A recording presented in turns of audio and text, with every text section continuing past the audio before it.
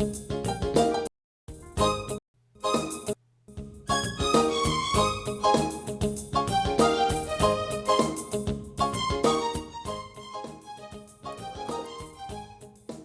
evening, everyone, and welcome to another new episode of Pokemon Rebuilders. Sorta, kinda. We're not quite running the game as normal this week, but I'll get more into that later. As always, I'm your host and GM, Working Class Werewolf, and tonight I am joined by my wonderful friends and players. We have Frey. I'm alive, mostly. We have Nyx. I'm not sure if that was for dramatic effect or that actually happened, but damn, what an entrance. We have Himbo. Yeah, all in all, I'm feeling pretty great in comparison to how that sounded. And of course we have Strider. Well, damn. Anyways, according to how Frey sounded, this is a little relevant. There's this cutest little game, and it's called Love Ghosty. Oh. But yeah, so tonight we are going to be changing things up a little bit. So I recently got my internet supposedly updated and fixed, and so far it actually has been holding up pretty strong, but I want to do one more stream with everyone present just to make sure that we're not going to be in for more of the same.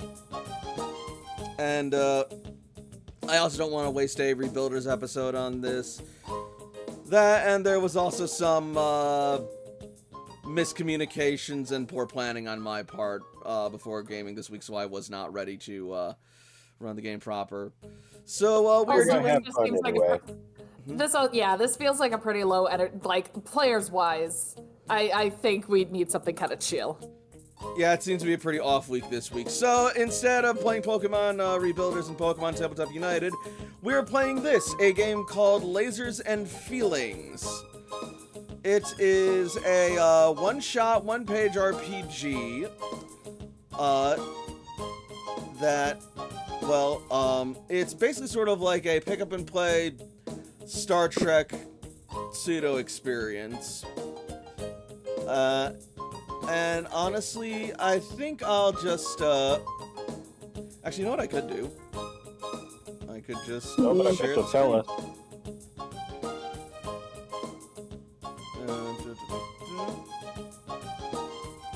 Go to Rebuilders.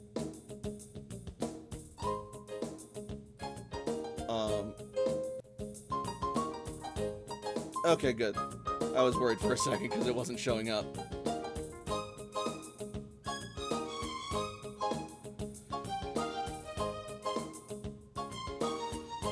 But yeah, so Pokemon in space. yeah, so this is Lasers and Feelings. It is a one-shot pick-up-and-play RPG with a sort of like Star Trek / space opera, space adventure theme, with very simple to pick up and understand rules. That's very accessible for a lot of wide and diverse and action-packed and silly, fun roleplay shenanigans for all kinds of different sci-fi and science fantasy style characters. And what we are going to do tonight is I am going to take this game and smash it into Pokemon Rebuilders by having the table make their Pokemon Rebuilders characters as the members of the Starship crew. And we're going to have an adventure that way this week.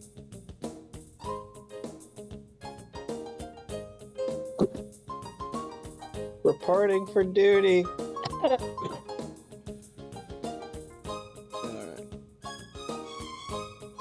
Let's get a little something else going.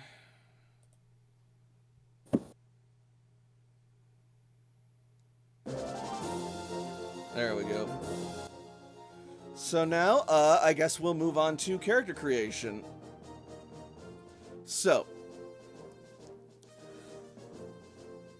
but first, a little bit of an introduction. Actually, no, I'll save that for later. For now, we'll go into character creation and we'll explain how that's done. So first, you choose a style for your character, either alien, android, dangerous, heroic, hotshot, intrepid, or savvy.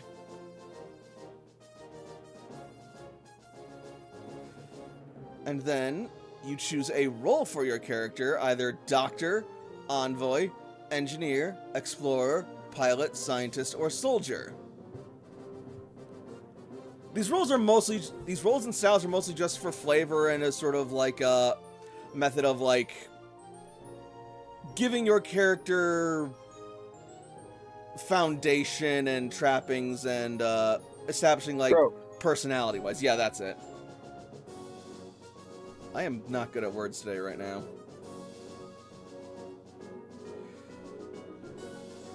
Yep. And then from there, players will choose a number from 2 to 5. A high number means you are better at lasers, which is technology, science, cold rationality, calm, precise action, and also, for the sake of this game, special attacks. And also status attacks. A low number means you're better at feelings, meaning intuition, diplomacy, seduction, wild, passionate action, and physical attacks. And then, you give your character a cool space adventure name, but I will also allow you to just keep your normal names. Your characters will also have a goal, such as become captain, meet new aliens and Pokemon, shoot bad guys, find new worlds, solve weird space mysteries, prove yourself, or just keep being awesome. You have nothing else, you have nothing to prove. Or you can also create your own goal. So, does anyone have an idea of what their characters are going to be yet? I think I have pretty much determined that Layla is absolutely. I know we talked about like hotshot, but honestly, given Layla's everything, I think she would try more heroic. Mm-hmm. Okay. But she is obviously a soldier. Like that seems like a no-brainer. I would honestly put her at a 2. I was thinking maybe a 3, but really thinking about it, Layla's always been just about attack, always been about physical moves, always being just blunt and upfront and just like throwing her everything into her fighting. So yeah, she's a 2. All right, Layla Greaves, the heroic soldier at a 2. Well, when you put it like that, Jesus.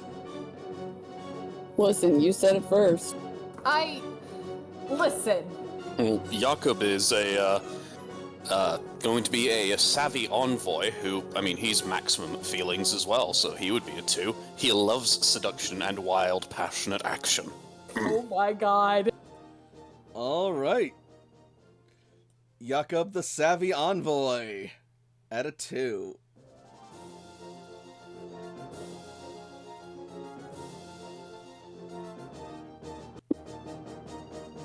I mean, I could lean into the, like, Vulcan type, just put an apostrophe after the T in Toshi. T'Pol T'Pring Toshi. Toshi, okay. That's my favorite Irish Vulcan. Ah, it's Toshi! Oh no! Oh my god. I mean, I'm here for it. Alien scientist, why not? All right, Toshiko, the alien scientist. We're gonna go for probably more towards lasers than feelings, though. But it's a simplified system. It's fine. 4. All right. Final answer. Damn, stealing my number. Okay, now remember. Jakob stole mine, so. Okay, so remember, for context, if you're using lasers, you want to roll under your number, and if you're using feelings, you want to roll over your number. So, all right, yep, everything lines up so far, but just figured I'd clear that out there so I can explain what these numbers mean. Mm-hmm. But we'll get more into that later as well.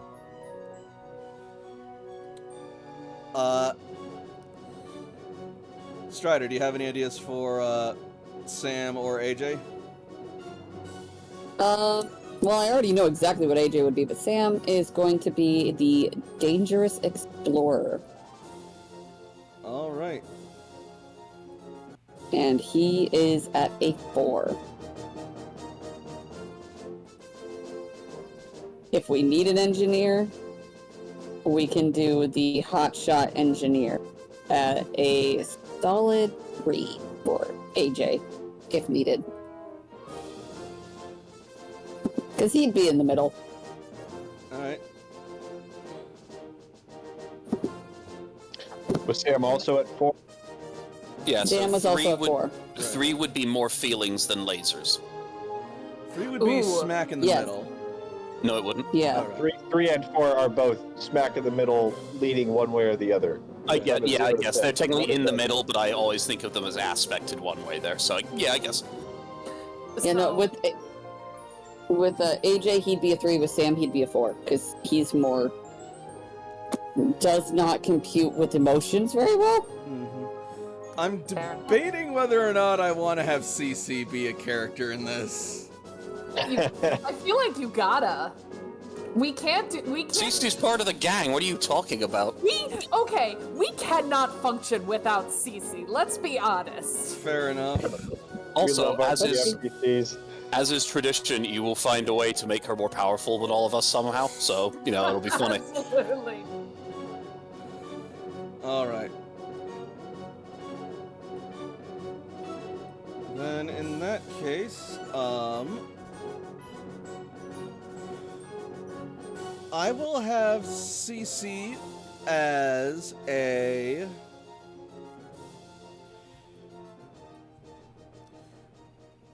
I'm debating between...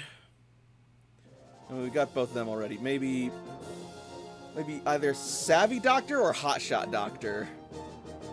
Ooh. I think I'll make her a Hotshot Doctor. Do it. And she is going to be at a 4. She's very tactical and analytical in her approach. Fair enough.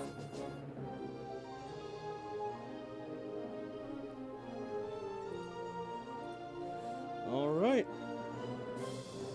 And I will also get AJ on there as well. I did post it in the Pokemon channeling. Thank you.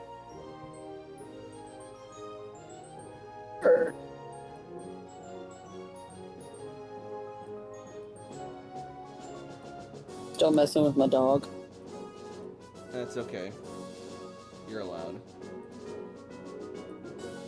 I don't know, if you ask her, she's quite done with me. Ooh, hold on. To what? Hold on.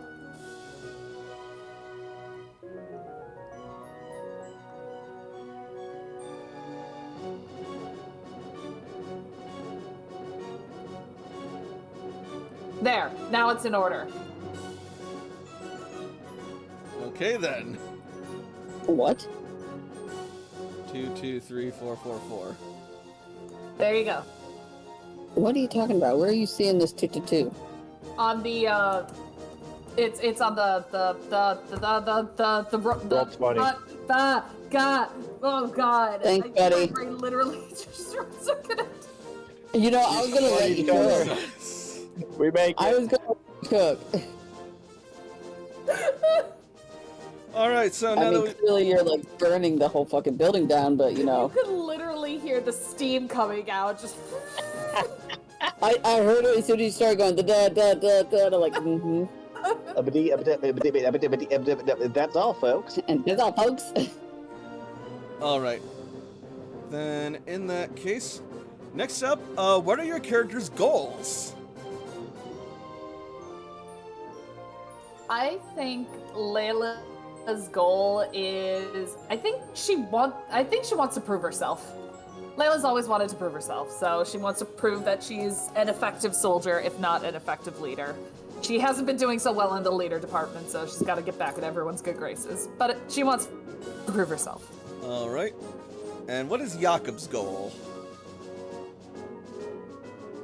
What do you mean goals? I'm just gonna keep being awesome, buckaroo. Fair enough. I don't need no goals. AJ, what are your goals? Prove yourself. All right, another prove yourself.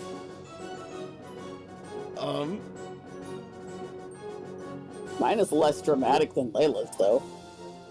Fair enough. Toshiko, what is your goal? I like the look of solve weird space mysteries. Oh, that's a very fun one. And what is Sam's goal? Sam actually is going to make his own goal, and that is forge a new path. Ooh. All right, very, very valid. And what is Cece's goal? Become captain. Hell yeah. Easy. Fuck it up, queen. All right. Next up, you guys need to create your ship.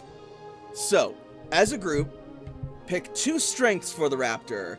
Your options are fast, nimble, well-armed, powerful shields, superior sensors, cloaking device, or fighter craft.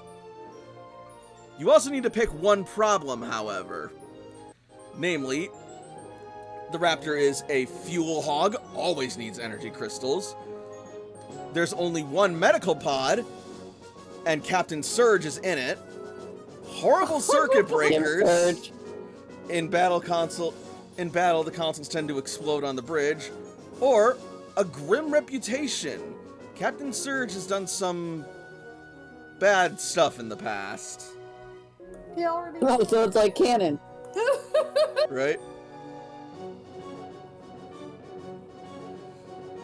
Well, for benefits, we should totally have fighter craft, and then each of the fighter craft is named after a Pokemon. That just makes sense. Yes, Okay. absolutely. I agree. So we got fighter craft for 1 of them. I mean, horrible circuit breakers, the in-battle consoles exploding on the bridge seems very cinematic. Okay. I like that. All right, so the problem is that the ship has some horrible circuit breakers, which is ironic considering this is a ship from Commander Surge, but then again, we also got Sam maintaining it. Not Sam, AJ maintaining it.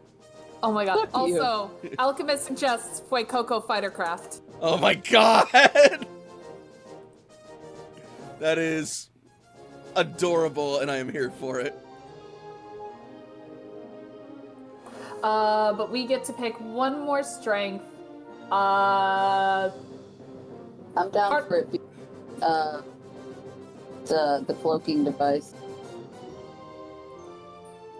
Okay. Like, you guys could choose something else. I'm just saying, if we can put 2 bits in, that's 2 bits I'm putting in. What do the rest of you think? Toshi would probably lean towards sensors. Cloaking device isn't a horrible one. I'd say I'd go for either that or powerful shields. Oh, I would have gone for well armed, but oh god, we're all like picking something different. The fighter craft are our armaments. Yes, but we need more guns! Perhaps we could negotiate on nimble. That way, while the fighter craft are taking care of the threats we're evading and not being hurt in that instance. Cloaking device is good, but you know, if we cloak while we have the fighters out, not particularly good for them. Powerful shields. Can our fighters go through the shields in and out? This is a bit more technical than anything. Seems like less what the game's about. I would assume yes. I could be persuaded to vote nimble. I can also be persuaded for nimble. Me too. Nimble works for me. All right. For nimble. I chose both of the strengths of the ship. I better have made some good choices here, or else I'm gonna look really bad very quickly. All right. So then, So I might be a little late, like after our break and everything. I'm So gonna good. try to throw my dog in the wash. oh, And I just imagined that that scene, I forget which movie it was, but there was a movie that Hulk Hogan was in, and then in the background of one of the scenes, you see a person throwing their dog into the river. Oh. I believe that's. I mean, I live by the river, but no. I think so. Oh, God. No, I wouldn't throw her in the river, not yet. Anyway, alright. So the ship is nimble with fighter crafts, but it has horrible circuit breakers. Is that correct? Correct. Alright then. In that case, I believe we are ready to get started. Shall we begin the space adventure then? Ready to go. Alright. Then in that case, allow me to set the scene. You are the crew of the Interstellar Shout... Bleh. Take two. Off to a great start already. So, you are the crew of the Interstellar Scout ship Charizard. Your mission is to explore uncharted regions of space, deal with Pokemon, both friendly and deadly, and defend the Consortium worlds against space dangers. Captain Surge has been overcome by the strange psychic entity known as Missing Number, leaving you to fend for yourselves while he recovers in a medical pod.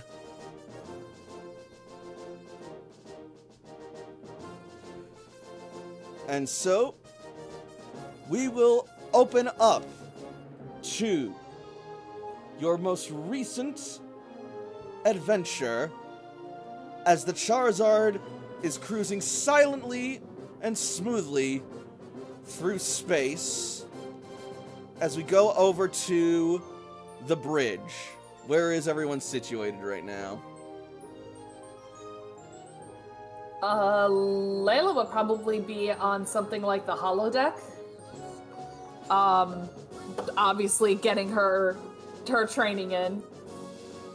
All right. CC is going to be manning the helm for the time being, with Captain Darcy currently Captain Surge currently stabilized in the medical pod, and presumably with AJ watching over him.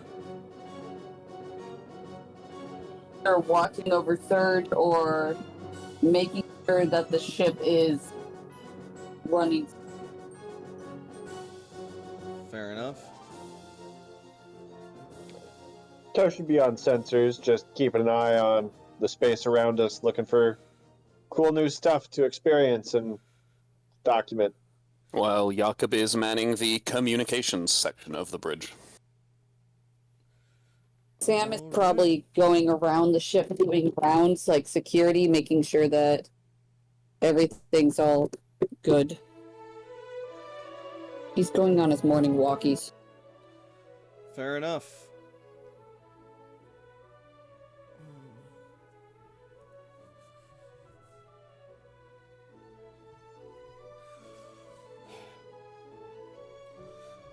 CC will be nervously sitting at the captain's seat, just sort of like tapping her fingers on the armrest as she observes the bridge. Anything to report yet, Toshiko? I appear to be hearing two songs coming in through the audio at the same time. That's weird. I only have one playing. Oh, I thought that was the character. Yeah, I'm still hearing the triumphant march going up. Maybe if I should reload my Roll20. Maybe.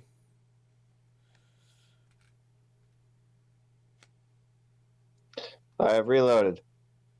Now I'm hearing nothing. Alright, cool. As we were. Audio seems to have cleared up. Let's take a look at what's on the sensors. And Toshi will look at the sensors. Alright. And as she does that...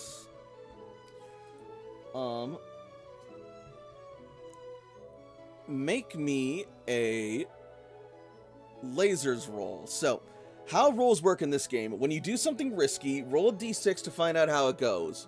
Roll plus 1d6 if you are prepared, and plus 1d6 if you are an expert.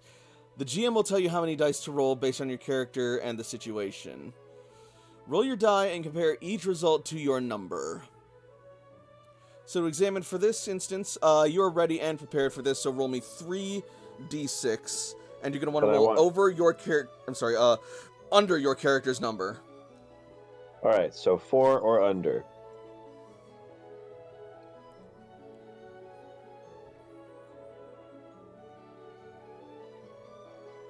Two successes. One No. success. One success. Yep. Wrong way. Got it. Yeah. Alright, so for die results, if there are no numbers and none of your dice succeed, it all goes wrong, and the GM says how things get worse somehow. If one die succeeds, you barely manage it. The GM inflicts a complication, harm, or cost. If you get 2 dice succeeding, you did it well. Good job. And if you get 3 dice succeeding, you get a critical success, and the GM tells you some extra effect that you get.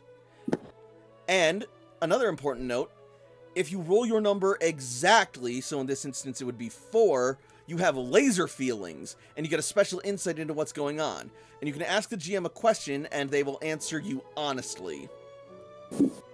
Players can also help. If you want to help someone who's rolling, you say how you try to help, and if you succeed, give them plus 1 die. And since you got 1 success here, the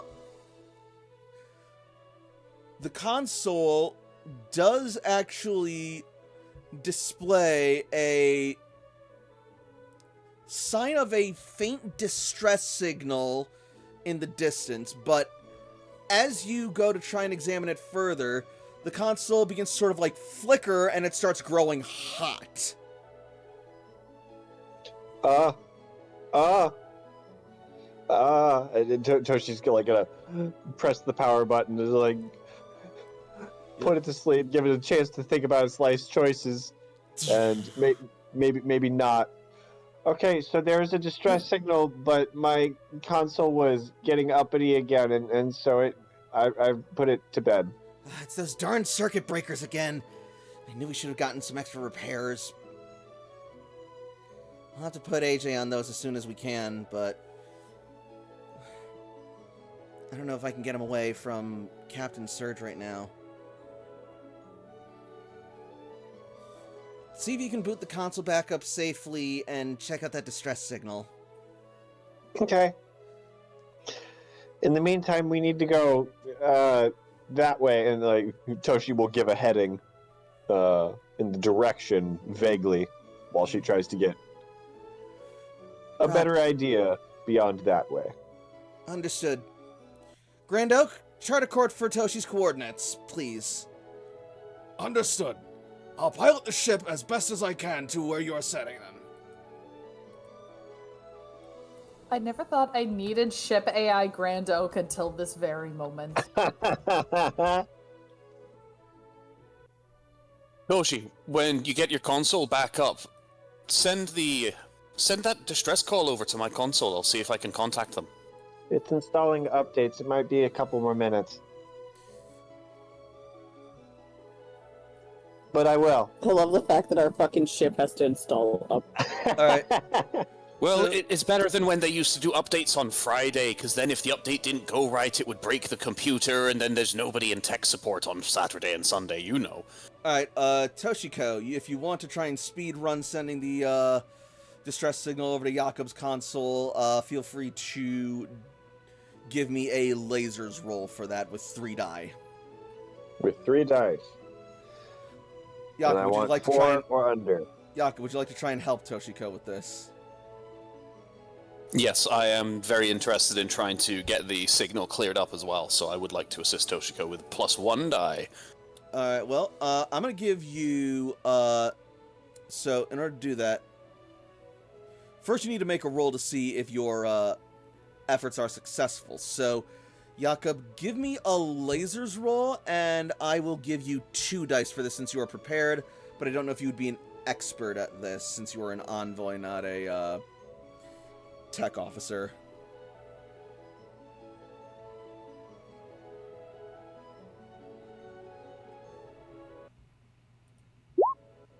The 2 is what I need her under, but the 6 certainly is not. You got laser feelings. That's still a success. Oh yes, I did roll my number exactly. Yep. I have a special insight into what's going on. So outside of the hilarious coincidence of this warming up and rebooting our computer systems, once this comes back online,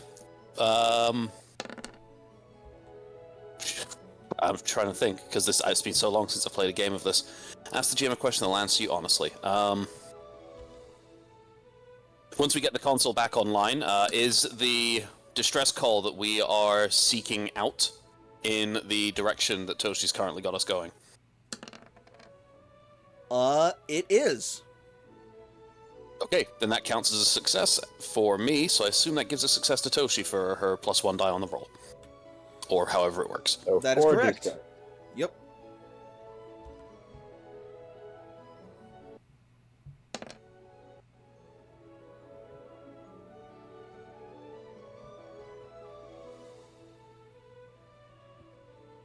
Two successes. All right.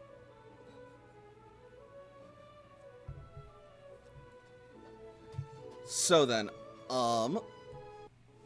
you will manage to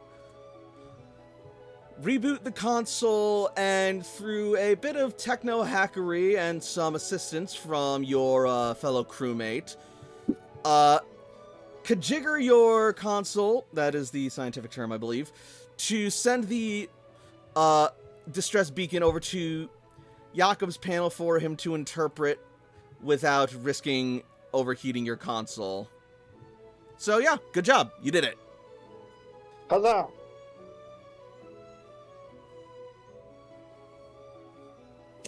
All right. Once it is transferred over to Jakob's terminal, he is going to see if he can figure out who has sent this distress call and or what it says. It appears to be a distress call from the Alola Quadrant.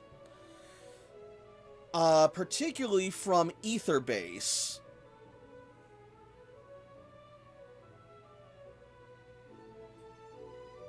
Professor Oak, do we have any information about Etherbase in our database? Is that like a database? An Etherbase? We have information on the Ether base in our database, but they're two very different entities. Etherbase is a space station in the Alola Quadrant dedicated to the preservation and observation of Pokemon in that area, especially those whose homeworlds have suffered cataclysms and other forms of destruction, be it from poachers, pirates, or natural disasters. They're also a laboratory dedicated to the scientific advancement of humans and Pokemon alike. Toshi's eyes are sparkling. Sounds like a rad place. Mm-hmm. It has been described as quite utopian in many instances, and one of the happiest and friendliest places in the galaxy. So the fact that there's some distress going on there is, well, rather distressing. I certainly hope it's nothing too serious. See if you can decipher the message and get it on screen. Please, Jakob. Jakob is trying to see what he can get out of it, absolutely. All right. The message is a bit garbled because of its encryption, which is a little interesting. If this message is encrypted, that means it was meant for someone who it didn't want to get out to just anyone. It had to be kept from someone else's eyes. Distress call.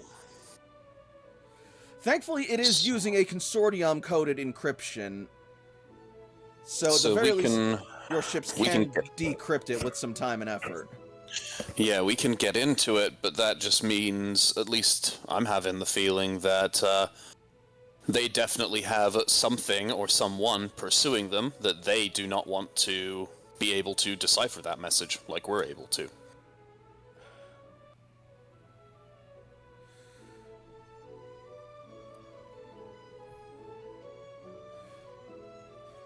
Right Doji, now, would you mind coming over to the console here and helping me decrypt this a little, see if we can do it faster? Sure. Toshi will come on over.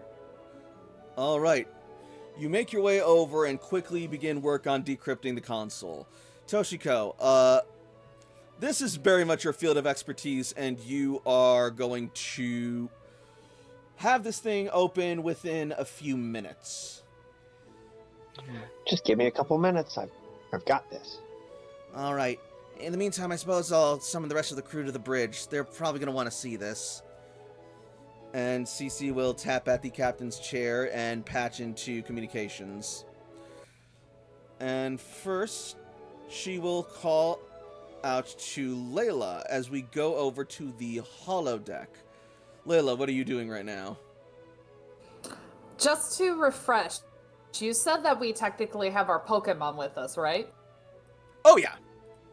How else does Layla train? Layla's, like, sparring with Brienne. All right.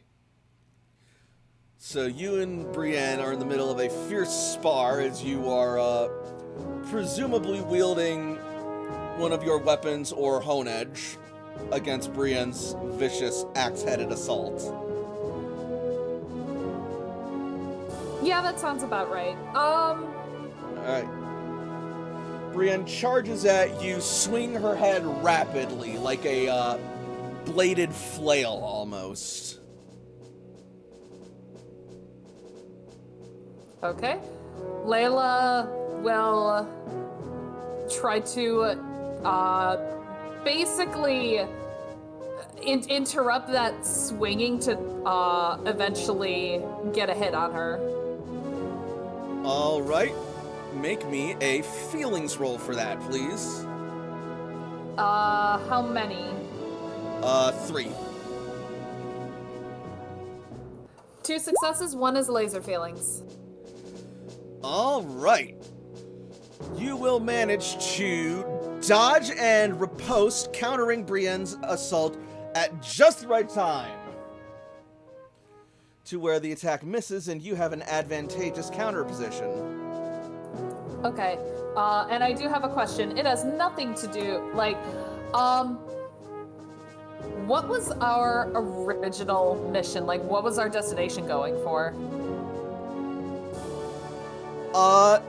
Your original mission as the scout ship Charizard was basically to scout out and seek out any I'm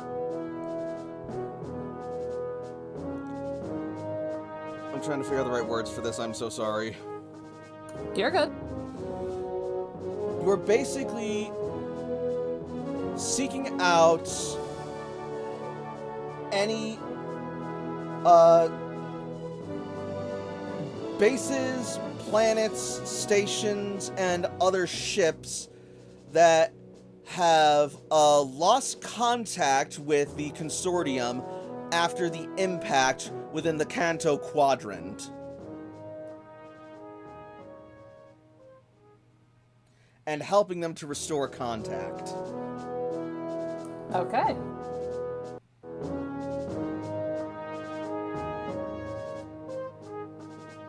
Alright. I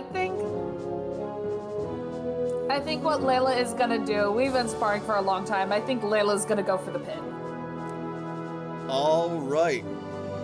You go for the pin and you manage to strike Brienne and she is down for the count. She roars and thumps her tail in submission. Layla's panting like wipe the sweat off. It's like, that was that took longer than last time. You're getting better at it. Brienne roars and grumbles in exhaustion, and then suddenly, you will hear your comm begin to ping. Layla will open her comms. All right. Your holocaster will display an image of Acting Captain CC O'Shaughnessy looking at you. You have good timing, Cece. We just finished. That's good to hear, Layla. Because we just got a distress signal from the Alola Quadrant. Something's going on there, but it was encrypted. Officer Toshi is currently working on the decryption right now, so I'm summoning everyone to the bridge as soon as they're able. So that we We'll can be look there in a into bit. this. Hey, Cece, do you know if Jakob has made any snacks lately? I mean, we could use at least a post-workout snack. You know what? I think I know the answer to this, but I'll ask him anyway. Hey, Jakob, do you have any snacks on hand for post-workout snacking? The mess hall should be plenty stocked. We've got things in the fridge, or the freezer, so go right ahead and help yourself to anything you need. Did you get that, Thanks, Layla? Jakob. Yep, thanks, Jakob. Brienne and I are gonna make a stop there, and then we'll be on our way. All right, sounds good. What do you say, Brienne? Wanna get something to eat? Brienne grumbles and roars happily. Alright, they head to the mess hall. All right. Where is Sam currently? I believe still AFK for a few minutes. That is totally fine. Then we will go to the mess hall, where, sure enough, laid out in the preservation trays are several mouth-watering confections and meals cooked up by Jakob. It's true your ship has a food replicator, but nothing really quite compares to a home-cooked meal. I was actually just about to think, you said this ship is called the Charizard, which kind of implies it may be a slightly larger ship. Are there other crew on the ship, just like regular crew people, NPC-type people on the ship with us, or no? I'd say that there are, yeah. Okay, so there's probably, a couple people otherwise in the mess hall, that kind of thing, people walking around the ship. All right, just in case we need any questions. Got it.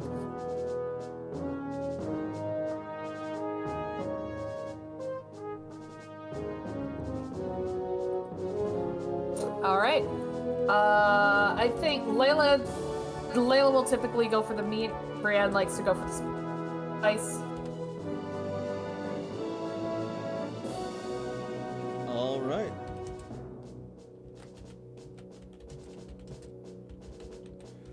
Then, yeah, you managed to pick up some medium spicy dishes, several of which are tagged with the Bud Seal of Approval.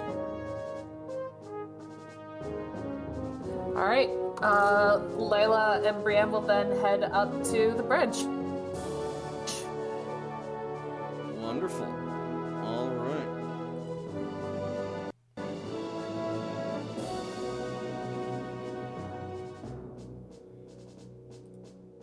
So I assume Toshi is helping with the decryption?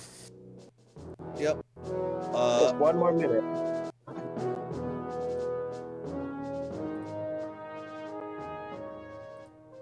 This goes here and that goes there. No, it's just too simple a substitution. Toshi mumbling to herself. So, by the time Layla arrives, Toshi will have finished decrypting the message. I'm sorry, I got distracted by the freaking GIF in the group. Anyway. Oh, the Suburban Commando gif? Yeah.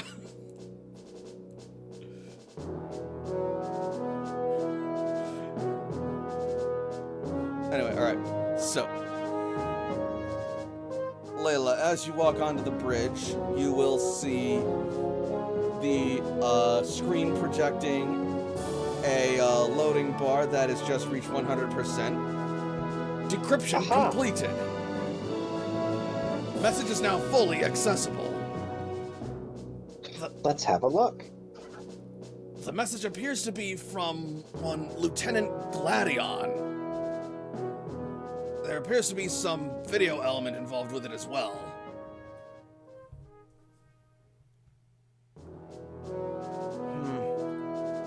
All right. Ignore that.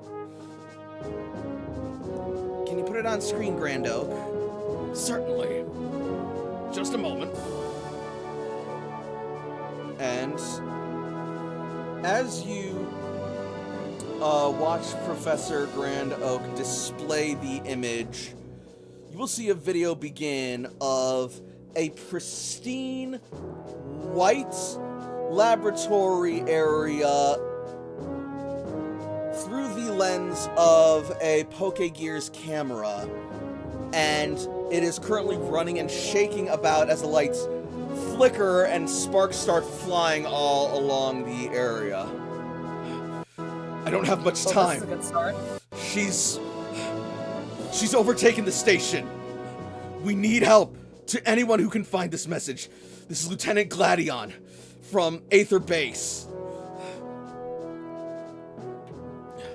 Captain Lusamine has gone mad and she's opened up wormholes all over the station to the Ultra Wormhole dimension. They're spilling out everywhere and taking us all out. We need help as soon as possible.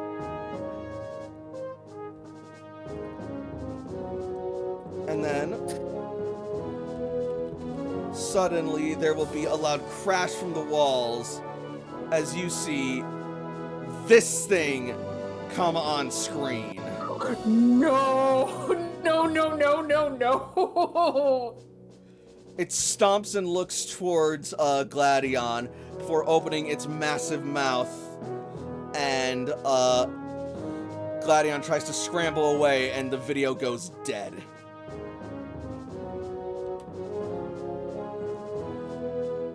CC, how fast can we push the ship? I'm sorry, is nobody gonna ask what the fuck that was? It's unlike any Pokemon I've ever seen before. Yeah, Jakob's just staring at the console and at the video wide-eyed with his mouth slightly open, so he's not saying anything because he's in shock. Well, it looked like someone who needs help. I don't think that's the part that Layla was confused by. I know. What?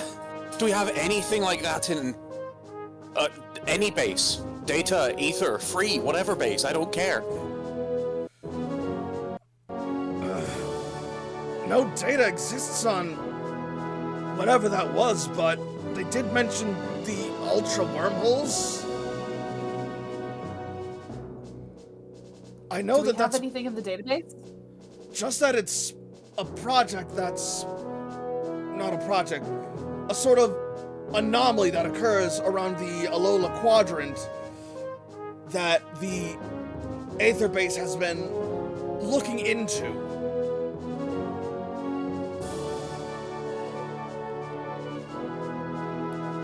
Other than that, That thing's mouth was bigger than its body. That thing's mouth basically was its body.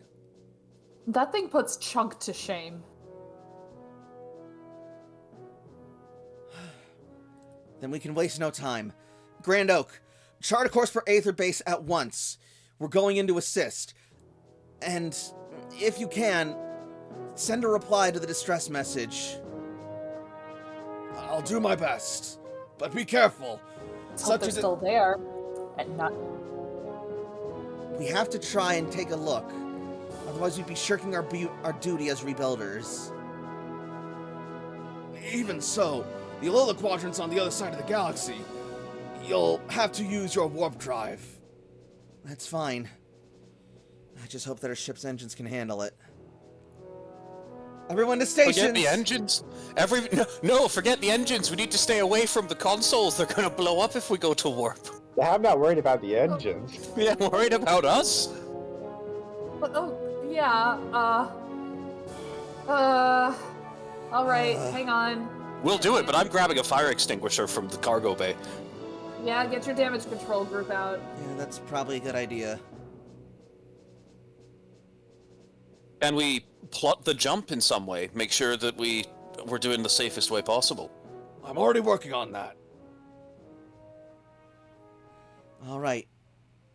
So I guess we'll just have to put our faith in Grand Oak and our own abilities. But I trust us. We can do this. Captain Surge trained us well and selected us for this mission for a purpose. And since he's out right now, it falls to us to undertake this. Yeah, we'll do okay. We can do it. We're gonna do our... Yeah, assuming we don't get eaten by a giant mouth with hands. All right. I'll plot a course and take the helm. And Cece will begin to get ready to try and navigate her way there. Layla, as Layla goes to her station, she's gonna give a look to Jakob like, this is gonna suck so bad. Not talking about like the mission itself, but the bullshit that the consoles are gonna have.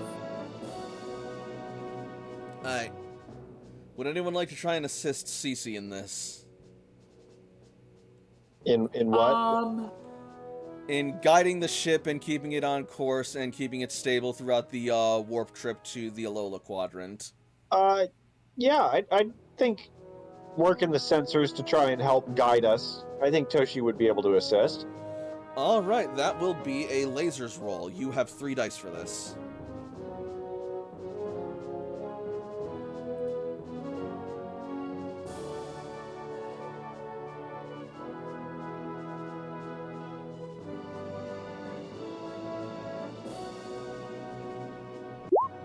Two successes. Alright. And that will give Cece another dice to roll for this check, putting her at 3.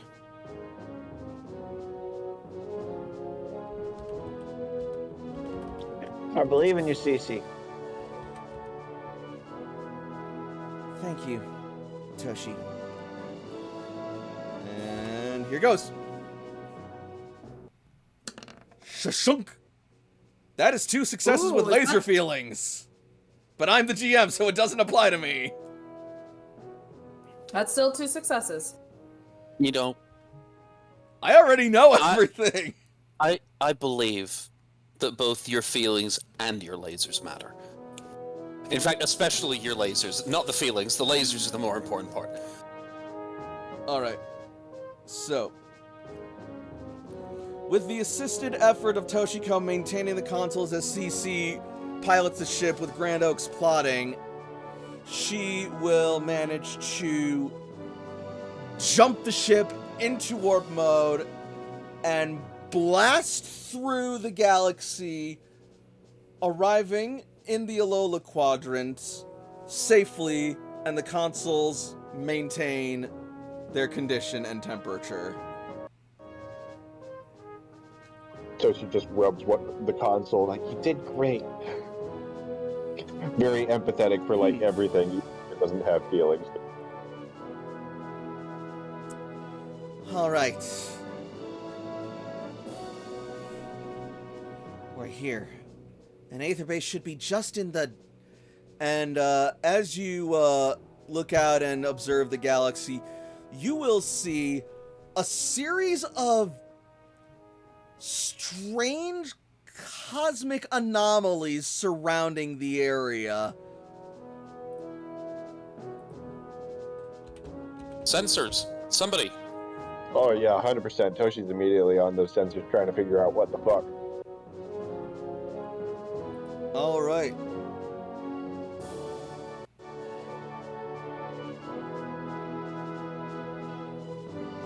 Potentially not prepared. Is this 2 or is this 3? Oh. I'm not gonna have this be a roll because this isn't necessarily what I would call dangerous per se. Fair enough. So yeah, you will be able to sense that these portals are comprised of strange, almost foreign molecular vibrations that seem to be sort of fusing with the fabric of space in this quadrant. In short, they might be gateways to an entirely different dimension.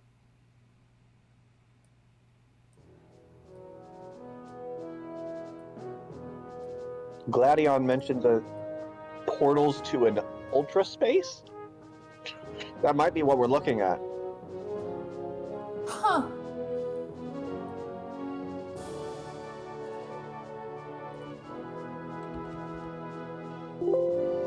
And then, out from one of the portals emerges something. Something large and odd-shaped.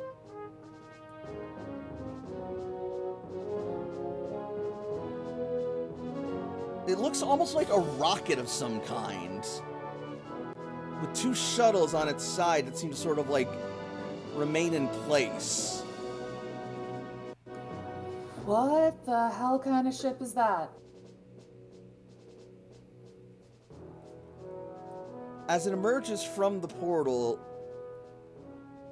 it will tilt its nose cone and seem to alter its trajectory to be flying towards you. And as it gets closer, it starts getting bigger. Shields? Shields? Alright. I'm a ready the fighter crafts just in case. So, CC will raise the shields with Toshiko, and Layla runs off to the fighter crafts. All units, battle stations, get ready! Professor Oak, maintain the bridge and maintain autopilot. I'm gonna run off to my fighter craft. Understood. Jakob, we need all hands on deck. That means you too. Already moving to the shuttle bay.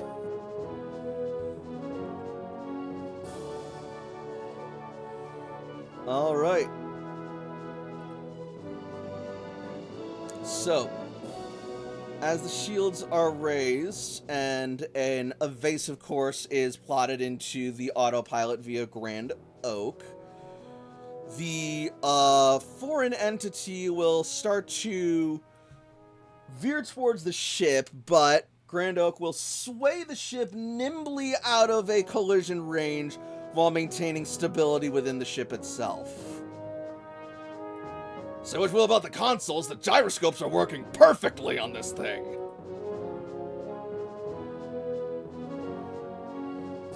Well, glad to see we have some silver linings. That thing's huge. We've got to do our best to stay as far away from it as we can. All right. Aerodactyl fighter craft launching! Dragapult fighter craft launching. Red 3 standing by.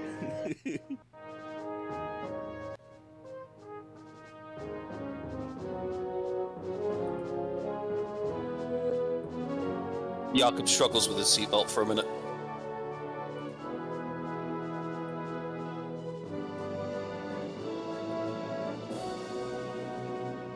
And CC will release Aerodactyl as it is connected to a sort of central hub that takes its flight movements, suspends them, and uses them to pilot the ship. Sort of like Pacific Rim meets G Gundam.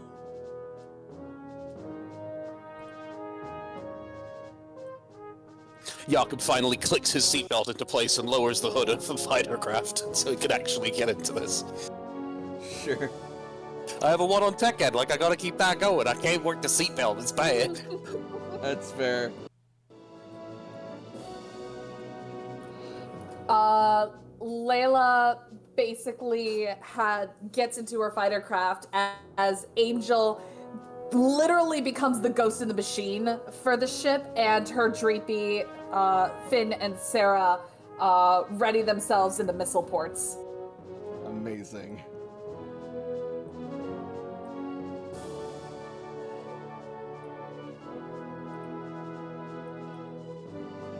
Can I just say I'm actually kind of loving this right now?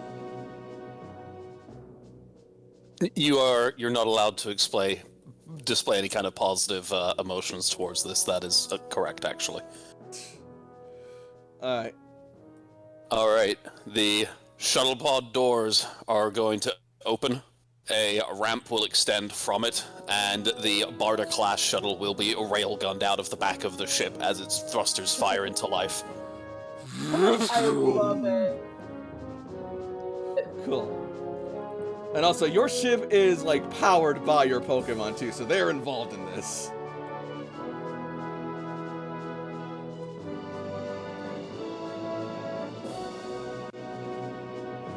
And as you each soar out to investigate this strange entity, CC will patch in comms. All fighter crafts report in! Dragapult reporting in.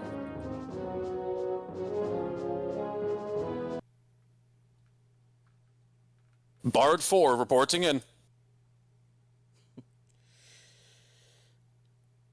All right. Aerodactyl reporting in. Excellent. Now, we don't necessarily understand this thing's intentions. We don't necessarily know that it is inherently hostile, so let's not approach as such just yet. But if it strikes us, we can't hesitate to fight back and defend ourselves.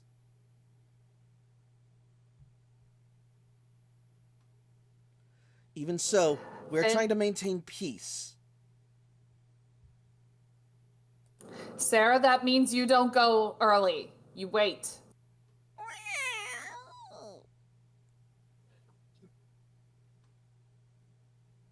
Roger that, Acting Captain CC.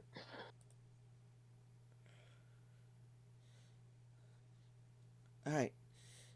Meanwhile, I'm so sorry. no worries. You came back at a good time. I figured you guys didn't want me to, like, trip in on stream, so I'm like, I need to take care of this right now. It's all No, good. you're good. Toshiko, see if you and Grand Oak can't maintain its attention while we go in for a more advantageous position to try and get a better look at this creature, or ship, or whatever it is. We left Toshi on the ship. Okay. Toshi works with Grand Oak to try and nimbly keep its attention. Alright, Toshiko, give me a lasers roll for that, please.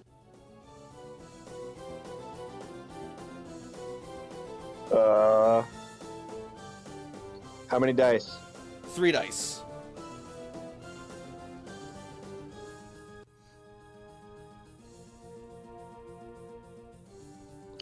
One success, one laser feeling success. So that's 2 successes. Awesome.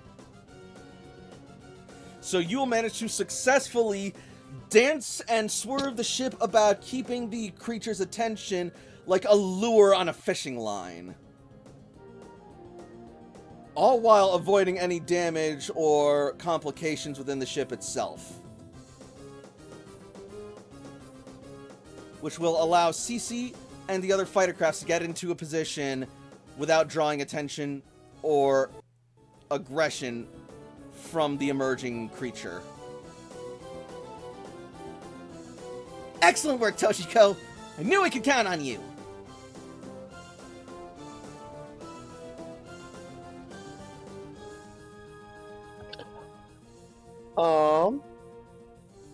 So I get a laser feeling question, right? You do, yes. You may ask me anything. I think sitting in the hot seat, I feel like what should I be out on the lookout for is a good question. How do you mean? Like, I am trying to mostly keep its focus on me and dodge it, and like while I am paying attention to keeping the ship out of danger, but close enough to keep it distracted. Like, is there something else that I should be paying attention to Well, with her extra focus?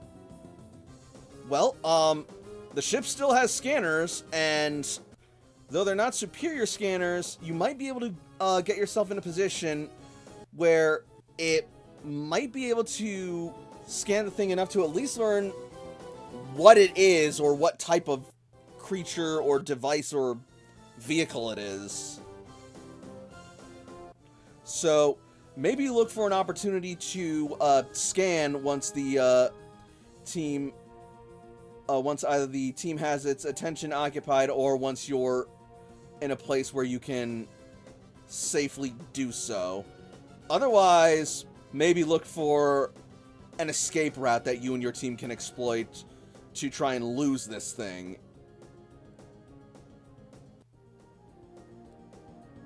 I've got its heat off of you. If you can take the heat off of me, I can figure it. I can try scanning, see what additional information we can learn. Trading focus. Got it. All right. We're in position, so let's go for it, team. And CC will then fly over it, looking for a blind spot to strike at to get its attention. I will have this be a lasers roll for 2d6.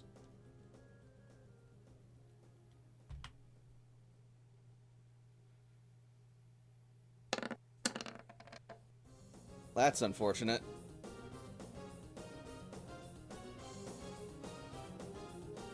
So, CC will try and locate a blind spot, but then suddenly, as she hovers over it, the creature will suddenly begin to turn and smack CC's ship, sending her careening towards one of the holes. Ah! I'm hit! Jakob, intercept maneuver. Buzzing target. Jakob is going to fly as close as he can between this, I don't know, fucking flying peppermill, whatever this brother is, and between it and CC to try and distract it. His shuttle has mostly been running on silent mode and just thrusters after being magnetically propelled out of the ship, but now with lights behind it that signify the same speed as Barda would have in Pokemon, the thrusters crack to life like gunshots and blow way past. Alright, since you're basically just gunning it and going for a just... aggressive posture, I'm the target that you should be paying attention to. Follow me. Oh, okay, yeah, either way I was then. gonna say, like, go get Cece, but, because you're faster than me, but, I'm faster, and I'm probably a pretty... I mean, actually, we both have the same feelings roll, and I was going for kind of using feelings to try and be an aggressive lure to make myself... That is 100% valid. That'll be... I'm gonna give you 3 for that one, because you seem like you'd be prepared for this. Actually, you know what? No, I'll make it 2, because I don't know if an envoy would be an expert at these sort of things. Like, an envoy wouldn't be an maneuvers. expert. That's why I didn't specifically try to phrase it as not like an attack, as I was trying to angle it for being provocative and being a the center of attention kind of thing. That's how I tried to angle for that 3. Alright, then I'll allow that. I'll give you that one. I figure when it goes to the actual fighting, that's where Layla's going to come in.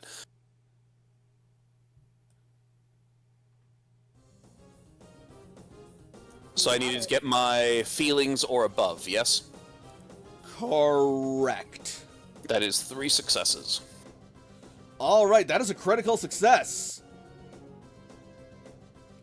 As you fly in with incredible speed and manage to get the thing's attention to the point where it actually suddenly, you see the tip of its nose cone bend towards you as if it were looking at you, and you see a mouth open in astonishment on the massive figure of this thing. And then its shuttles will rotate and blast out a stream of fire as it stops itself mid-motion to look at you. It is, of course, not fast enough to catch you or put you in a threatening position, and you are right where you want to be in comparison to it, with its attention fully locked on you, and you've gotten it to stop moving for a moment. And that moment is what Toshiko needs to fire off the sensors. While that is happening, Layla would like to take Angel and fly over to try and intercept CC, like, perpendicular-wise to get them out of the wormhole's path. Alright. I will call that a feelings roll. For 3. Absolutely.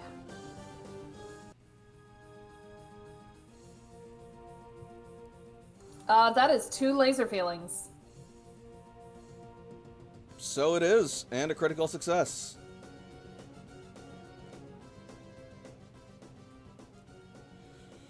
Alright, so you manage to swoop in and catch CC before she gets too far into the gravitational pull of whatever dimensional portal this thing might be.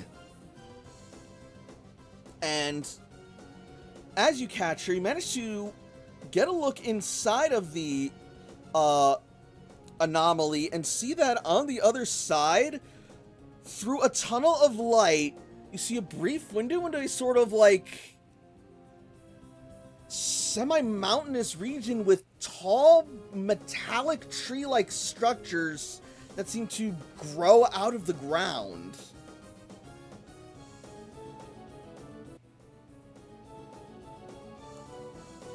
Oh, okay. And oh, you jeez. also see something else roaming that area. Mm-hmm.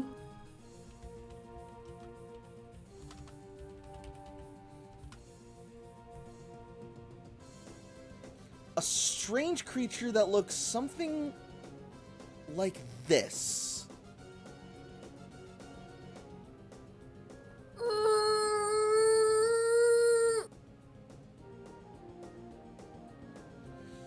And the moment you see it, it instantly fades away. Thanks for the save, Layla. I thought it was a goner. Layla is kind of distracted by that. Layla got 2 laser feelings from this. Mm-hmm.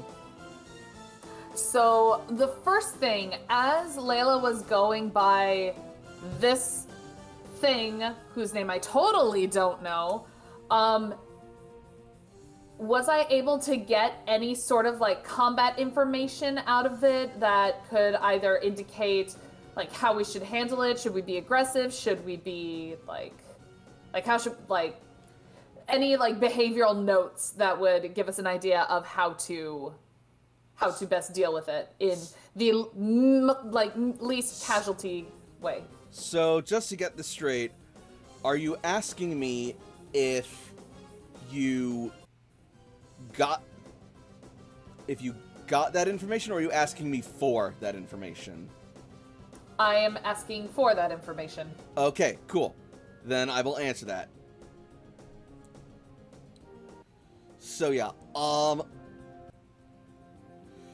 if I am not mistaken, this thing appears to be an entity of metallic properties, but also aerial-based properties, so theoretically, a blast of fire or electricity might be something that could deter it pretty strongly.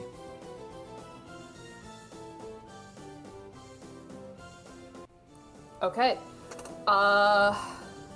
Let's see. And then my second question.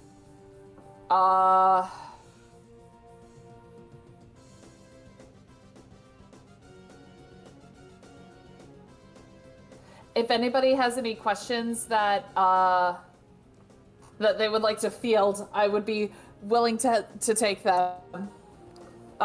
Yes, Frey, I figured out how we deal with the bamboozler. Because it looks like bamboo. Shut up. Frey. I think the question that I want to ask is, as it's chasing Jakob, does it seem like it's hostile or simply curious? It more seems curious than anything.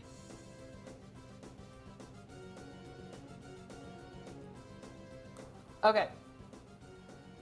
Layla is going to get on the comms. Hey, Jakob! Jakob, come in. Jakob, coming in. Slow down your speed. I don't think it's aggressive. Well, I've got its attention, so happy to slow down and come around. Slow down, come around, see if you can make contact.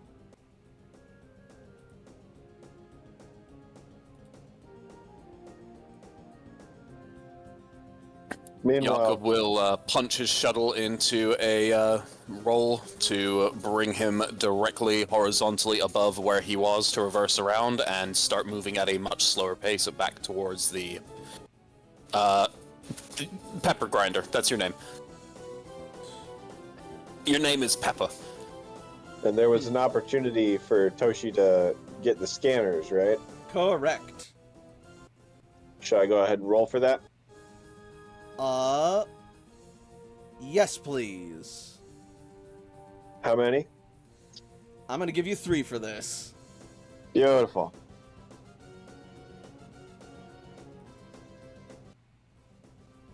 And lasers, so I want the same or below.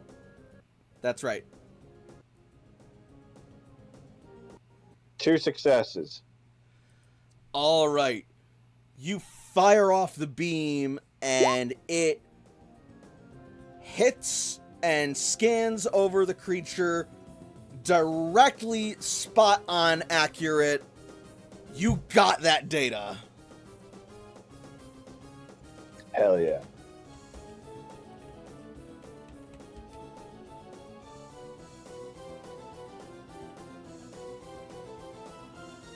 Grand Oak, what did we learn?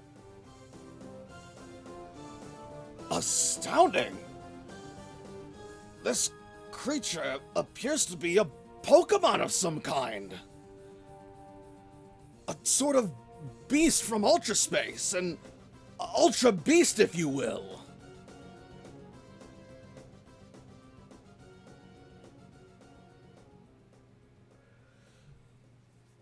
And its long metallic prongs appear to be some sort of form of propulsion where it blasts fire on the ground. I'm going to document this thing as UB-04 Blaster.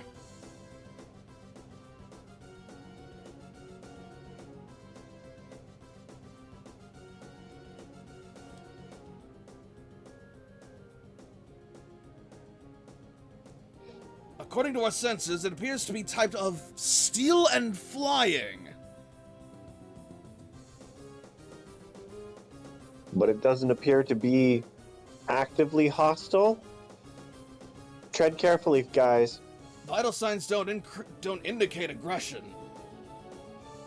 This thing might just be lost. What's aggressive? Sam just pops up. It's like, Yeah. what's going on? As Sam enters the bridge, he will see displayed on the screen outside the ship this massive creature surrounded by several what appear to be holes of light in space and the team flying around it in the fighter crafts. We're investigating a distress call. Yeah, looks like our team is in distress. I mean, maybe. I think we're doing okay. Sam's gonna put on the intercoms. Are we doing okay? Had a bit of a shaky situation earlier, but we've recovered. We have the situation under control now, we believe. All right.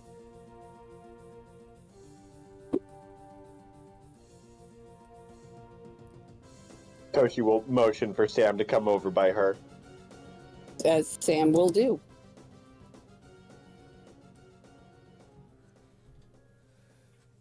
Apologies for my tardiness. You're fine? Oh, that was in character. Sorry. Not both. Better late than never. Toshi just smiles and grabs Sam's hand. Sam's hand. And Sam's ham? Wow, Toshi! Whoa, whoa. Toshi! There's a time and a place for everything, but not now! We're literally in a... Space fight. This is not the time. This is not the place to you use that! guys are in a space fight. We're watching it on live TV.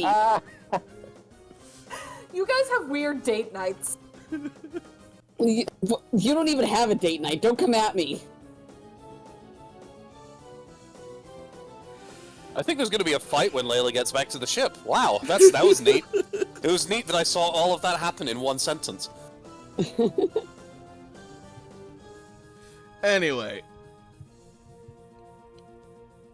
Let's keep the ball rolling. So, currently, UB Blaster is focused on Jakob in the Bartercraft right now. The Bartercraft being what he has lovingly dubbed his Pidgeot model fighter craft with Mega Drive.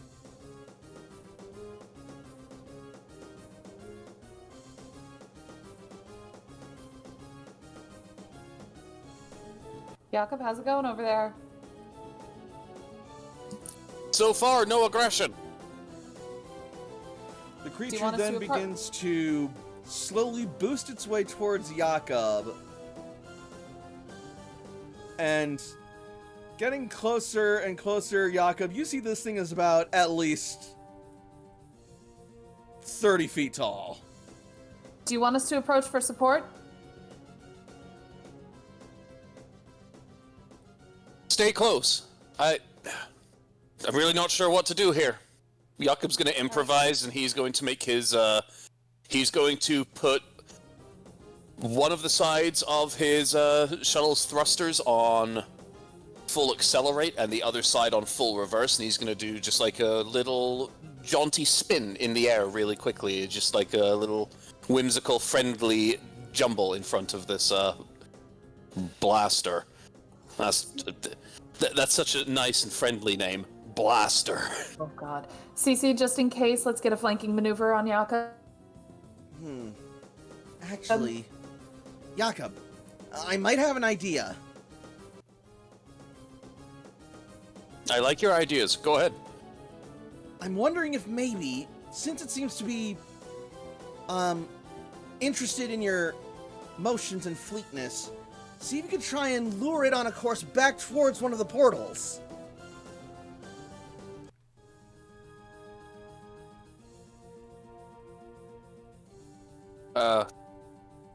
Are we sure that I wouldn't be pulled into one of those portals alongside it? Not if you can fly out of the way at the last second. Oh, no pressure. Good.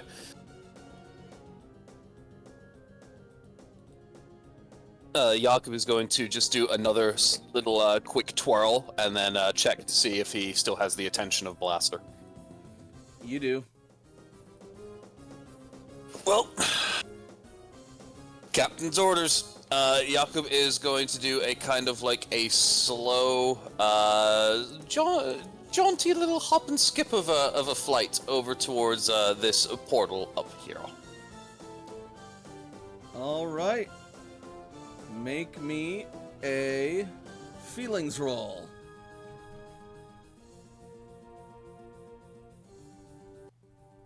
I'm going to say 2d6 because I would be relatively an expert in trying to keep people's attention and guide them towards an endpoint that I want, but I'm absolutely not prepared for this shit at all. Would Layla be able to assist? I'm making this up as I go. Yeah, I would say 2d6. And yeah, Layla, you can make an attempt to assist. Cece's going to as well. Okay, how many to give an assist? What are you doing? So Jakob is basically just trying to guide this Pokemon, right? Guide it and not get caught in the gravitational pull of the portal as well.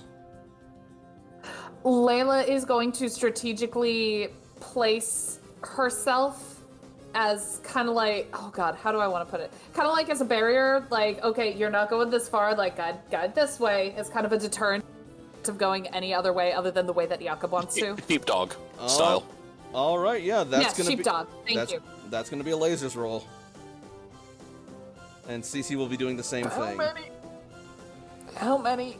I will give you 3 for this. This ain't gonna work so good. I will give Cece 3 for this as well. That is a complete failure on Layla's part. Well, doesn't hurt anything. Yeah, it does. It hurts me. That's a complete failure. Yeah, but you're just trying to assist, so... Oh, right.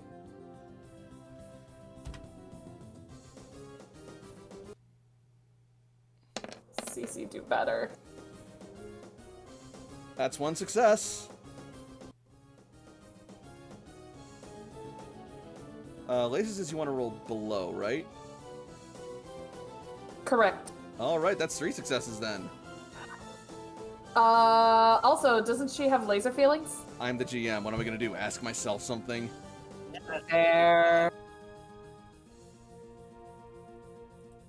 This is an improv game. Asking yourself about things is basically what's been happening every second since we started. Also fair. Alright. So, Jakob, that's gonna get you +1 die for this, so that'll get you at a total of 3 dice. Ooh-wee! Feelings. Feelings! Give me that too! 4, 2, 5, bam, bam, bam, bam, bam! 3 successes and laser feelings. Right. Can I do my question before the result of the roll? You may. With the way that this creature is acting, does it seem like it was more kind of like frightened, and it's here not with malicious intent? Like, we already know it's more interested than hostile, but is it even meant... Do I know if it's even meant to be here?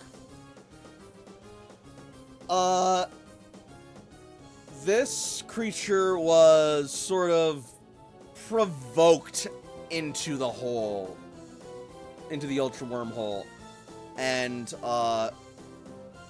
it being here is not natural, to say the least. It's definitely not supposed to be here in the cosmic sense. But it's also not supposed to be here as in the willingness sense either. No, not really. No, yeah, it'd much rather be back in its natural environment, which is not the middle of friggin' space.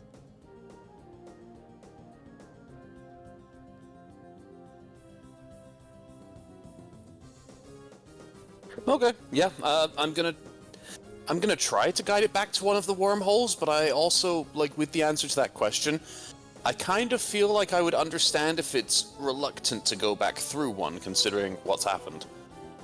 Like, we're just I'm almost in a way kind of repeating the same behavior that led it to here. So, you catch its attention, and at the last second, as it tries to charge towards you, you swoop up out of the way, and it is pulled into the hole of the portal, and as it goes through, you see a smile that almost looks nostalgic on its face as it enters the portal once more and vanishes.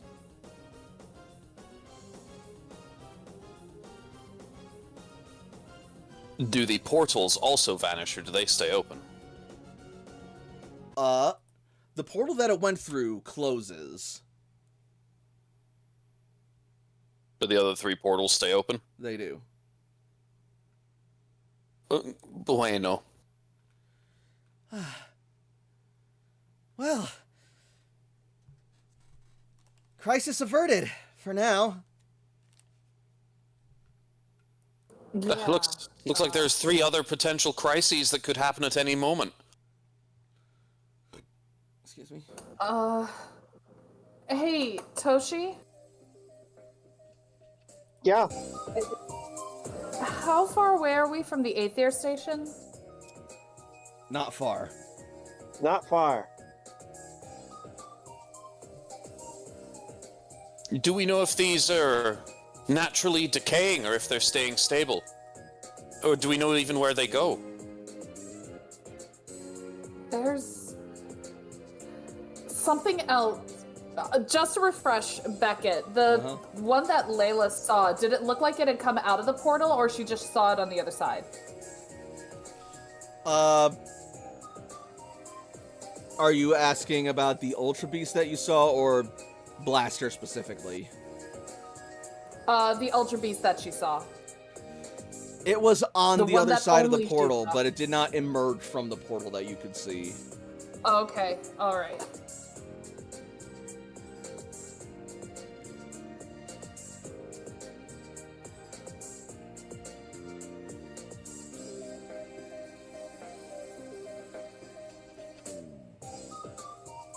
Okay, yeah, so, do these just open and close randomly? Is there something? Toshi, can you get a scan on these wormholes? Well, let's get Cece back into the hangar bay, get her checked out, and get her into the med bay as well, just for a quick checkup. That's still, any hit needs to be investigated. We should bring the shuttles back in and start heading towards Ether Base while we do some scanning here. Do we have a probe we could drop nearby to scan through? If I may, I believe that all of our questions would actually be better answered if we could get to Ether Base. They're the #1 researcher on these anomalies. They would probably have much more information on hand than I would be able to ascertain by a mere scan alone. Jakob is going to bring the Bard 4 class shuttle into the docking bay. Alright. Then onwards Coming to back. Aether Base. Again. All right. Make sure to give those a wide berth. We don't know what they would do to a vessel like this. Pull it through or pull part of it through, which would be a lot worse. And as the fighter crafts return to the Charizard to dock, we are going to go to our break for the evening. I wish I waited like 2 minutes. So, what do we think of the game so far? It's a cool little system. For the 5 minutes I've been a part of it, it's swell. And the sexy, smooth-talking fighter pilot who, when somebody says, "How does that fighter work?" Jakob goes, and gives a thumbs up because he doesn't understand how it works. He just knows he looks good when he flies it.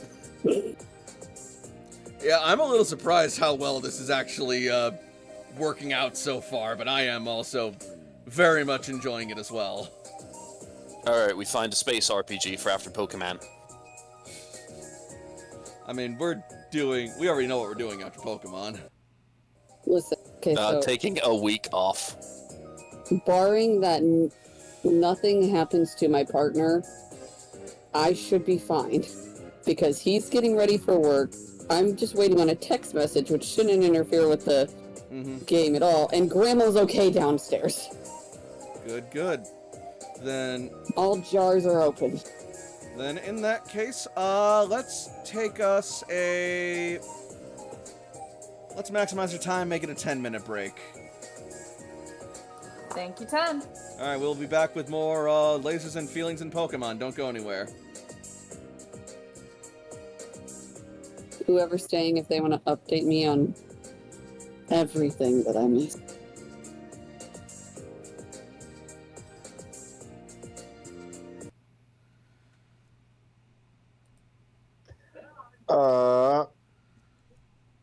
We got the distress signal from Aether over in the Alola quadrant. And so we warped our way over there and saw some holes in the sky to ultra space question mark. The decrypted distress signal was of Gladion. Correct. And he was all like, oh shit, the director went like bonkers and now there's and then kapoosh, through the wall came a Guzzlord who was all like rah, and then the video cut out. So we were like, oh shit, and so we warped out to go help. Saw the aforementioned holes in space. Bamboo thing came out going real fast, real big, and we were like, but it was just curious because it didn't mean to be here. Aww. Also, out of the years that I've known you, Alex, Yeah. I love getting descriptions from you because they could be either serious with a little bit of whimsy tied in, or they could be like this. There's no in between, and I'm just down for it no matter what. So thank you. Thank you for your years of keeping me on my toes.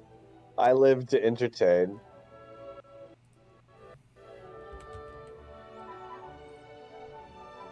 Oh, since I have you and you're kind of the unofficial co-DM for my game.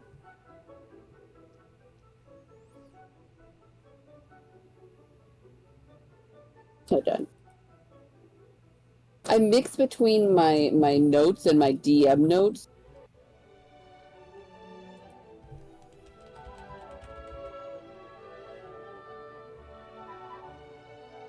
Do you need the notes of what was in the bag of holding? Tuesday night game. Yes, please. If you would like to send that to me, I would love that information. I'm sorry that's not as good as you guys is. You're going to come to learn that my notes are fantastic. I'm not worried.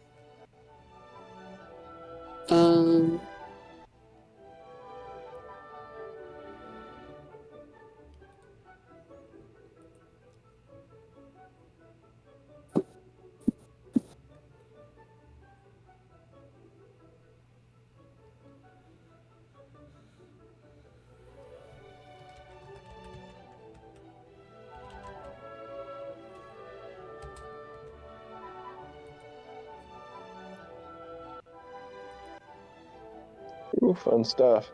Mm-hmm. Like, I know some of that stuff is higher level than you guys, but... It's cool flavor. Basically, it doesn't affect the game too much. The numbers are just suggestions. I'm a little out of it. No, you're okay. And I got everybody's initiative wrote down, so...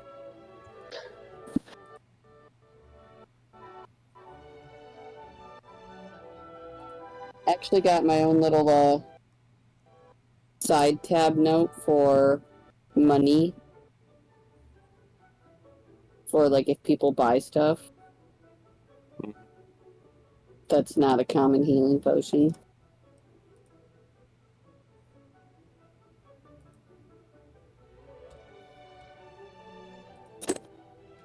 What do you want, baby?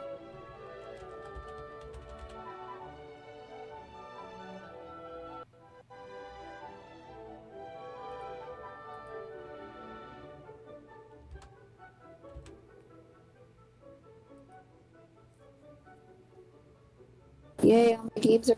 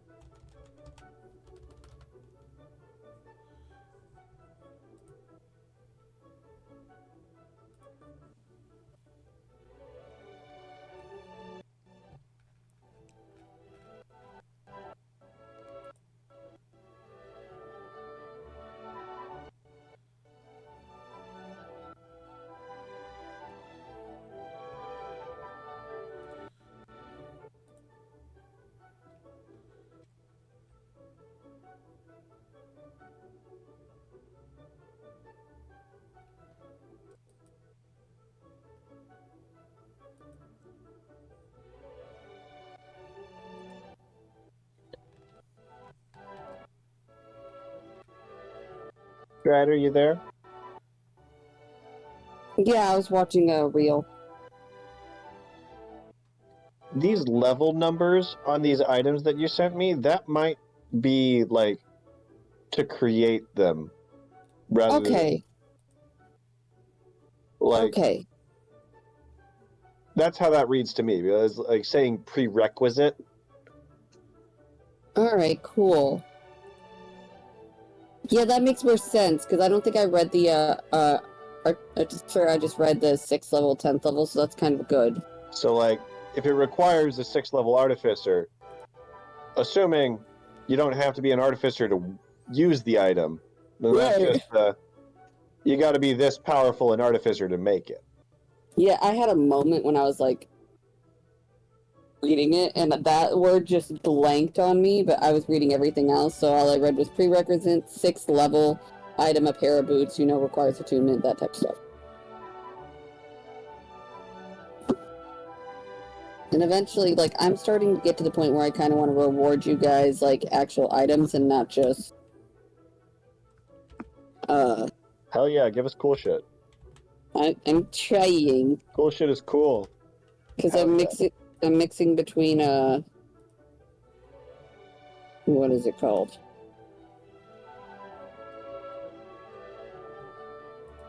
I'm mixing between homebrew and, like, 5th edition, and if I see something from a different,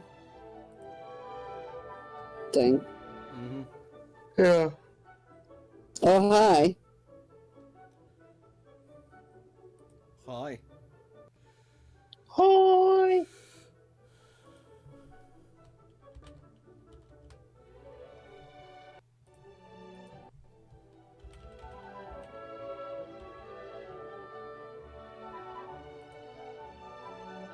Don't mind me just playing some Stardew Valley. It's all good.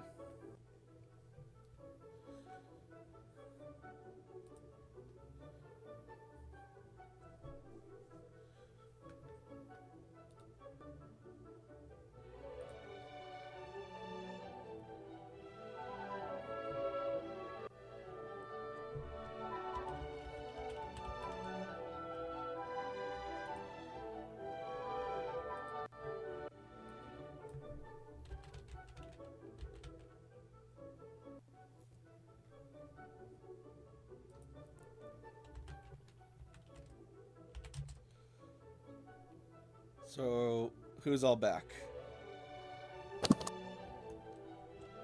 I mean, I never left. I exist. Yes, but for how long? Despite the best attempts of the world and multiple people, oh wait, my microphone. Rewind. Despite the best attempts of the world and multiple people, I too still exist. Whoa, that's an interesting microphone switcheroo.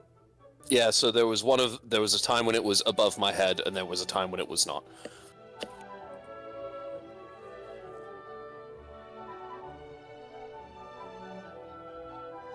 Fair enough. Now I just need to wait for Corinne or Nyx to sound off.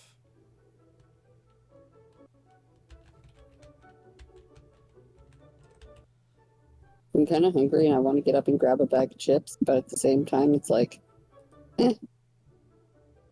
What flavor chips? all dressed. I don't know what that's like. They're really good. They originated in Canada. Oh, sorry, I meant being all dressed. I don't know. Either.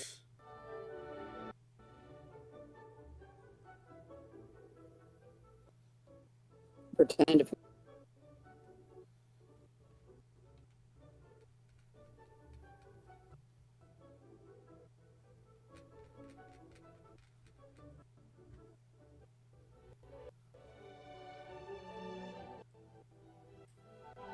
God, I had a fucking dinosaur.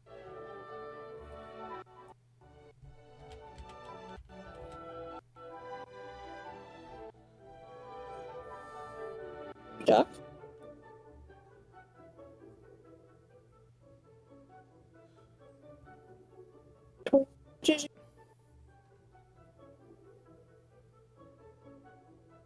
Oh, I have a duck. Okay.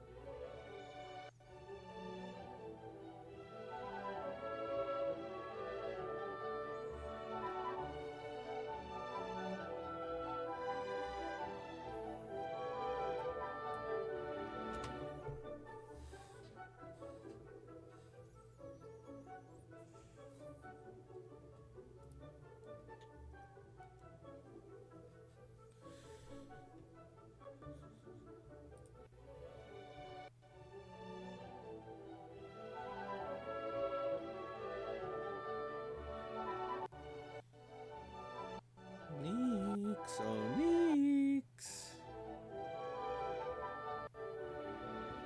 Wait, we're fighting an Onyx? Damn, I wasn't prepared.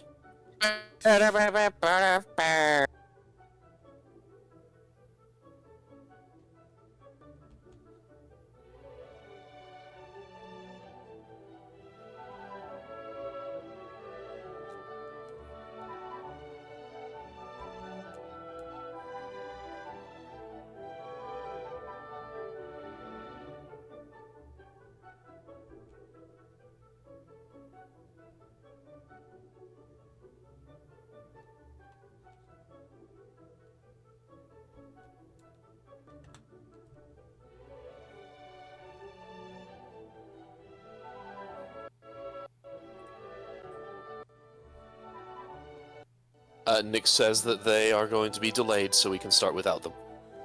Alright, fair enough. Then with that, we will resume game if the rest of us are ready. Give AJ and Sam some time. Sure. So then, Staring at the door. that's not right. Creeping me. God, I am. Sam is all night. America's sweetheart. Ha! Well, sorry, what are you laughing at? What are you? All right. Really?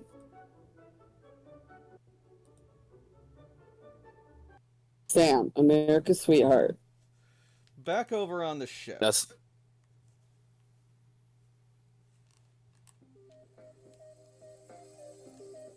So, Sorry about that. Back over on the ship. The mission, or rather this task in the mission so far, has been a success. And Sam, what have you been up to all this time? before going on the bridge, Yeah. basically, like, walking around, making sure that, like, everything's in top order and making sure there's, like, no smugglers or anything odd going off. Cool. So, in the middle of your patrol, you will have been called up to the bridge. You'll have hit a minor delay on your way over, having been jostled a bit after the ship suddenly entered into a warp, and after pulling yourself together, you managed to get yourself to the bridge, and you see the whole chaotic situation unfolding around you as Toshiko and Grand Oak explain what you've missed. Fair enough. AJ is actually in with Surge at the moment. Yep. And I am leaving him there for now. Excellente. Unless he is radioed to fix something. And say the nonsense that we said before. See. Now then. And that's the long and short of it so far. Now we just have to get to Aether Base and see if we can figure out just what exactly is going on with all these portals. Is somebody messing with science again? Probably, but that's just par for the course.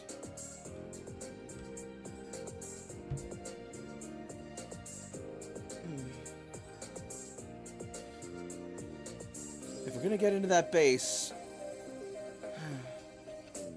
we should maybe at least try to let them know that we're on our way so that we can hail inside.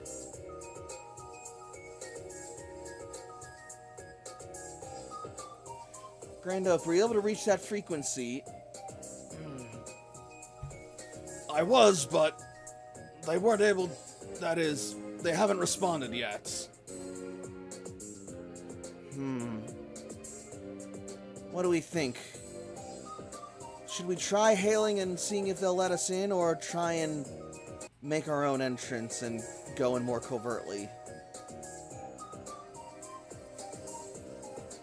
I think we should try to hail first, but let's do it on one of the backup channels. One of the emergency or the distress channels that we have. All right, sure.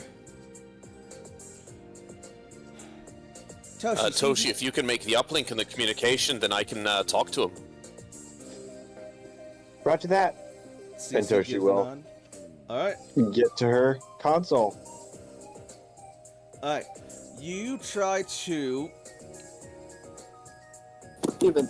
patch in and establish communications, hailing the Aether Base, and the frequency is recognized and received as the computer begins to connect to their communications relay. We've got connection.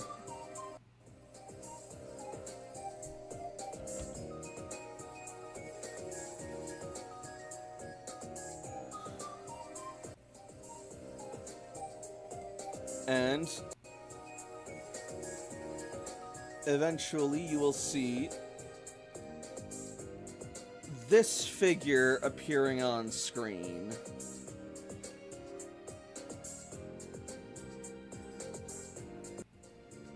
Considerably smaller.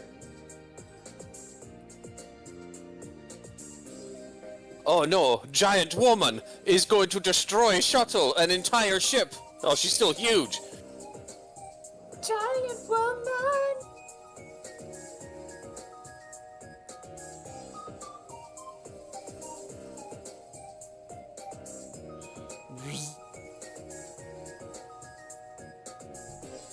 Hello? Who is this?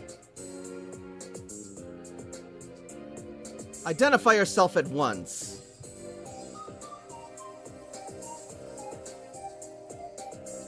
This is Diplomat Jakob, requesting confirmation of secure channel status. This channel is perfectly secure, but why are you reaching it? Please repeat your security code. And who are you to ask for this authorization? It's standard protocol on all backup channels to ask for authentication. As stated, I'm Diplomat Jakob. With the consortium? The Rebuilder I Consortium? believe this is standard procedure, I'm sorry. Make me a feelings roll.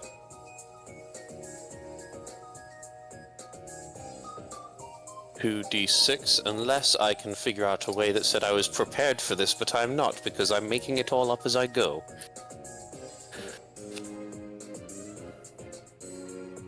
Hey, that's laser feelings. Yep. And feelings you want to that roll is higher, so that's 2 successes.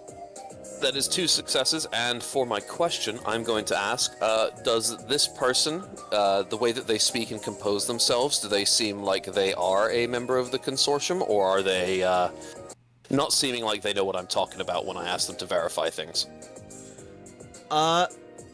This person is a registered and noted member of the consortium.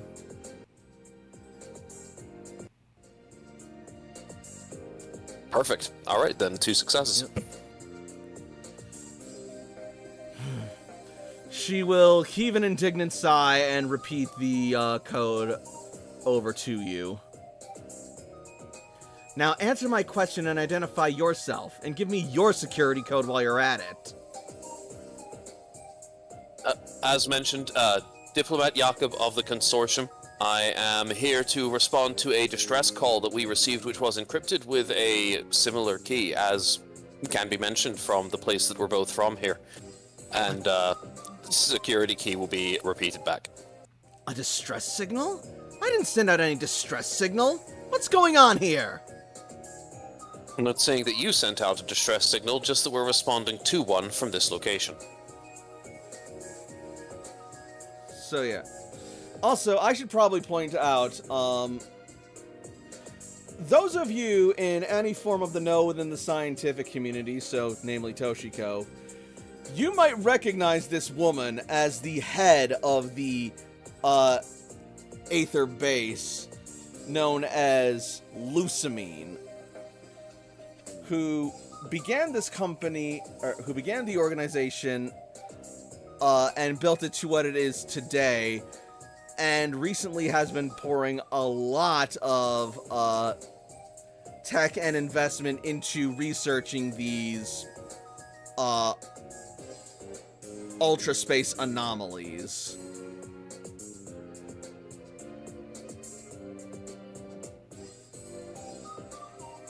So, yeah. What was the last thing you said, Jakob? Jakob repeated back his security clearance code, and then he stated, "We're not responding to a distress call from you, but a distress call in particular." In that case, I'll have to have a stern talking to with one of my subordinates who seemed to have panicked over something that did not need to involve the rest of the consortium. I'm very sorry that you flew all this way out here for no reason, but we have the situation under control. Oh, but there's no trouble at all with us flying out. That's completely okay. As is required by Regulation 236 Alpha, subparagraph 5, when in response to a distress call, we are going to still have to perform a necessary cursory inspection, and we are going to have to submit a report. I hope you do understand. Jakob, Protocol 236 Alpha 5 simply states that no member of the consortium can...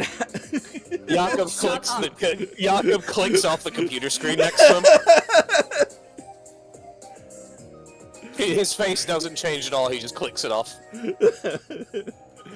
Feelings. I was 2d6. I would also like to argue that I was not prepared for this either, you right, bastard. Uh-oh. Oh, D. I believe. Oh no! Yeah. Uh-oh. That was the only thing I could have rolled that would have been a problem. Well, it seems that That you've gotten. is She crosses her arms and she smirks. Well, it seems that you've got your consortium protocols mixed up then. As any well-trained consortium member knows that the code you listed was simply stating that no member of the consortium may have more than one parking space registered to their name.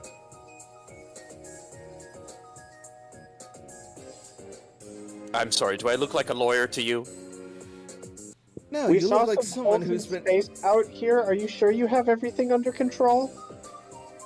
Yes, I have everything under control, and I'm going to have to ask and insist that you leave, or I shall send my security to deal with your intrusion. Layla is going to step up and say, listen, whether or not he said the coding or whatever correctly or incorrectly, there is in fact a protocol that does require an obscene amount of paperwork. And as thorough and as meticulous as you must be, I'm sure you understand exactly what protocol is and how much we all need to follow it, right? Roll me feelings. I was muted the whole time. Oh no! Oh, I'm so sorry. I'm so sorry. You do yours. You do yours. No, I was asking before you talked, is there, as you started, is there any way that I can look up protocols like Sam or whatever to help Layla out? Oh, yeah, sure. I thought that the improv was gonna work when I got fucking snake eyes. So it was just like, yeah, literally anything you said. Nope. So, Sam, I'm going to call this an assist. Make a lasers roll, please. With, you are a dangerous... what's your... Explorer. I'm a dangerous explorer. Alright, And I would like to argue that as an explorer, they would have to know different cultures and statutes as well. Not only that, my role on the ship is basically security. Okay, I'll give you 2 for this. And this is a lasers roll, right? Yep. Okay, that's one. Alright. One's all you need, so yeah, you are able to, find and send some, backup data to Layla as you, point that out to bolster your case and bolster Layla's roll with an extra die. So that gives a total of how much? I am going to say that will give you a total of 3 die, Layla.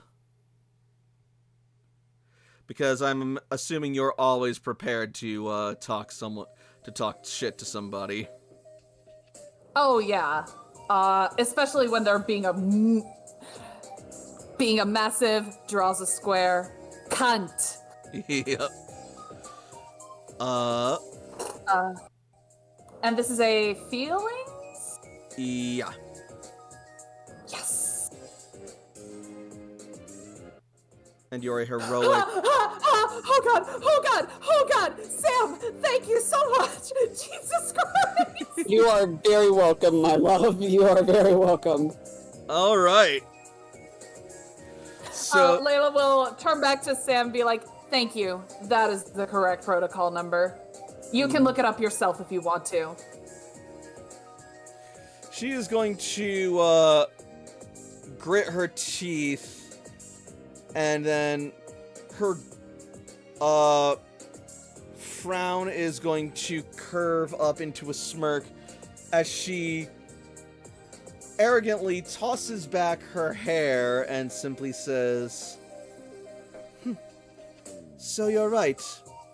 Protocol simply must be followed. But unfortunately, I can't let you interfere when I'm this close to my goals. Security! Deal with them at once! And then she is going to, cut out, the communication. And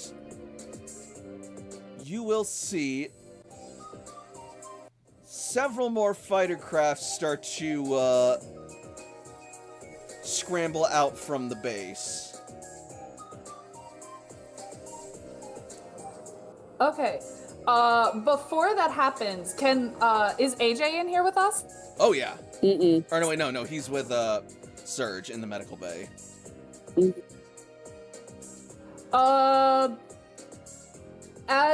As they are getting set, because I imagine that we're doing our own fighter craft stuff, right? Like, Layla's getting ready to go. Let's get the engines hot. We might need to take evasive actions. Okay. Layla would like to call AJ. Belay the fighter crafts. I might have another idea.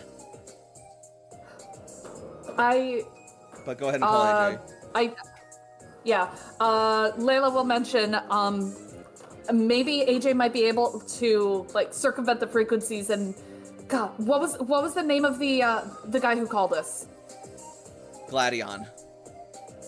If we could maybe get a communications to Gladion, that might help us get on the ship.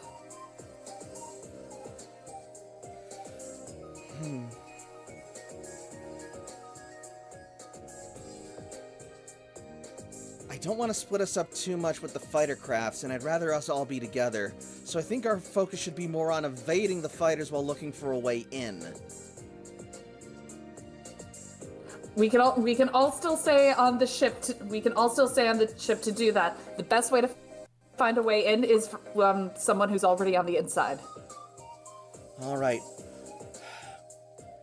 Toshiko, you have the helm. I'm going to go see if I can talk to AJ and get him to help us. Roger.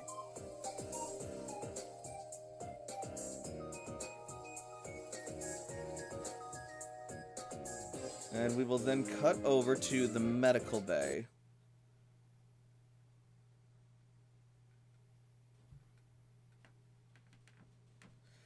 As, what is AJ doing right now?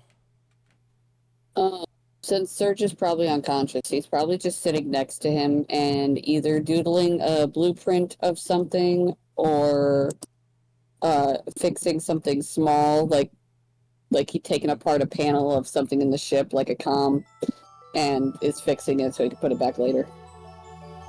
He's tinkering. Our circuit boards are constantly blowing up in our face. AJ is trying his best to fix that problem. Yeah. All right. As you are working to mitigate that, to keep yourself busy, the door will open and Dr. O'Shaughnessy, whom you've had a sort of ongoing romance with, enters medbay once more. Dude, there was a moment where you said Dr. O'Shaughnessy, and I forgot that Cece was the ship doctor, and I thought I feel you were you on talking that. about her mom. I'm with you on that too, and I'm like, oh?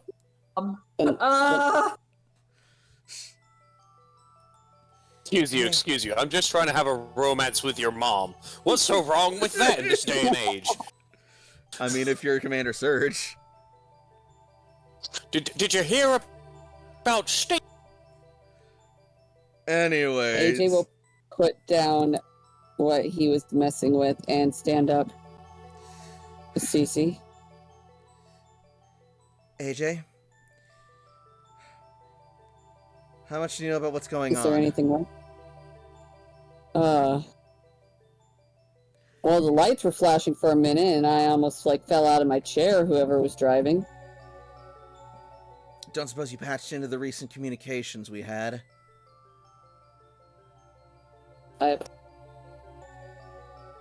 I didn't get that. What was that? He said no, I apologize. Then I guess I'll try and keep this as quick as possible. We picked up the distress beacon from Aether Base, and apparently the head of the base, Lusamine, has apparently gone mad and started a sort of chain reaction of anomalies in space for whatever reason. And now she's attacking us and trying to prevent us from and helping and looking into the matter. We got our initial distress signal from one of the people aboard Aether Base. Someone by the name of Gladion. His signal was encrypted. We managed to decipher it, and Oak managed to send a message back, but he hasn't replied, and we're trying to figure out if we can find a way to use his communications information to our advantage and see if we can maybe even get a way in. So tell me what you need me to do.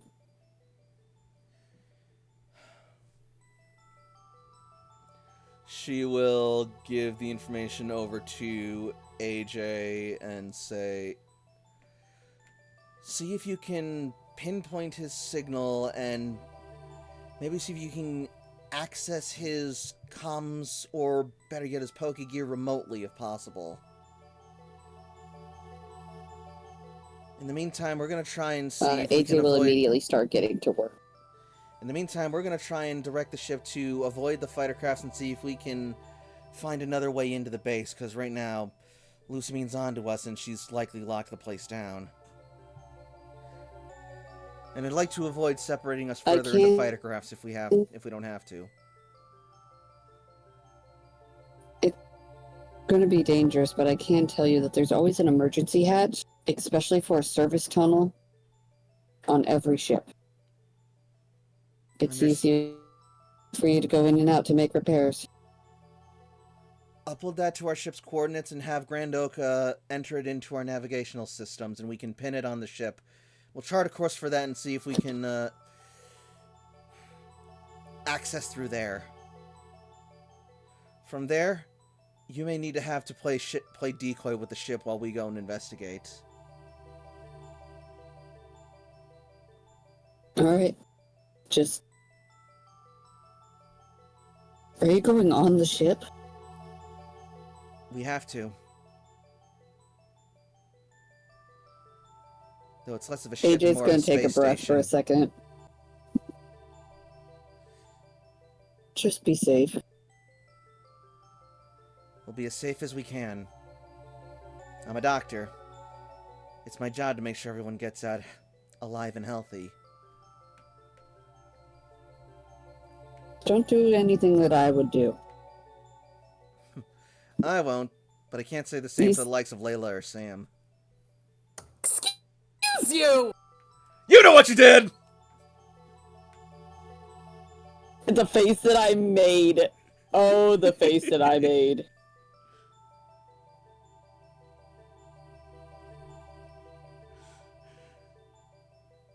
Do I need to make a roll to, like, do the tinkering? Since Which he was definitely doing while talking to her. Since it's not necessarily immediately and actively dangerous, I'm going to go with no, not yet.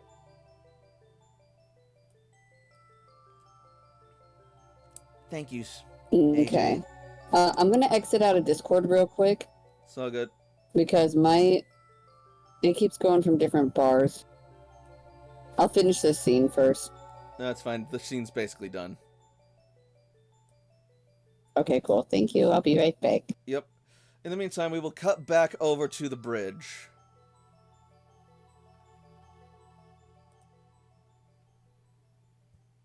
I got the helm. Jakob has his head. Layla is over at weapons. Yeah, so you definitely do have the helm, and as you do, you will see several fighter crafts from Aether Station flying towards you.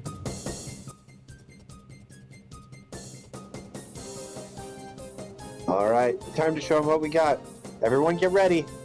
Brace for evasive maneuvers. You know what? Jakob's head is still in his hands as he whispers, I'm really fucked, I can't believe it. So interesting bit of flavor for the weapons.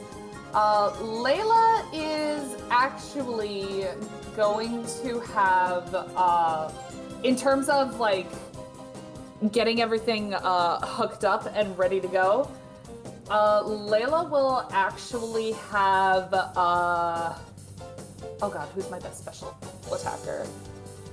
Or actually, you know what? We're gonna have Vlad in here. No, not Vlad. I can't think. Aiden's what I was thinking. All right. Ship's mascot. So Aiden is going to be hooked up to the weapon systems where his attacks are basically projected into the weapons and the missiles. Awesome. And just in case, we are going to boost everything and go into mega evolution mode. Ooh. All right. As you get that all hooked up, Layla, I am gonna need you to give me a lasers roll. How many? I am going to say 2. As you are always prepared to fight. Actually, no, you're a soldier, so you know about the ship's weapon system, so I'll say 3. Yeah, I was about to say, this is our bread and butter. Hey, I got laser feelings! Thank God, otherwise that would have been a complete failure. Alright. So, you get Aiden hooked and patched into the system, but just as you activate it, the system sparks and the ship goes dark. Fuck? The backup engines kick in and start drawing on Aiden's power, but you guys are going to be dead in the water unless you can get the engine to jump back on. And the fighter crafts are getting closer. Fight or flight, what's it gonna be? Layla would like to, Get quiet. Nope. It's not supposed Can you to hear be. us? Yeah, I can now. Wonderful. Yay, there we go. You know what? Layla would like to have... You know what? Layla would like to get out, Cass to be an emergency engine. Alright.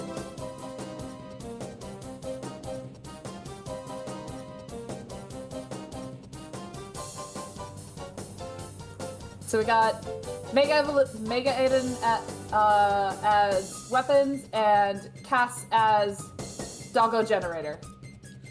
Cool. She's got a little hamster wheel and she just sparks it up.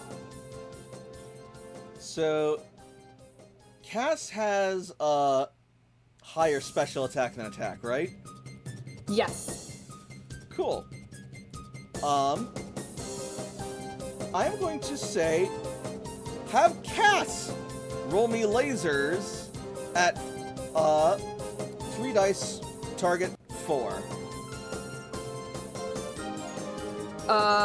3 dice, okay.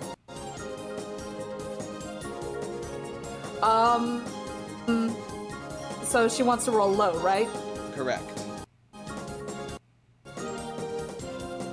That is 3 critical successes with success. laser feelings. Yes. Also, I did get laser feelings from the first one, and does this count as laser feelings as well?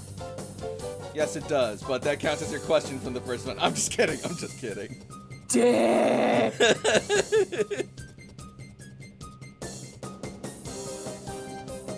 Alright, so you have 2 questions. All right. So,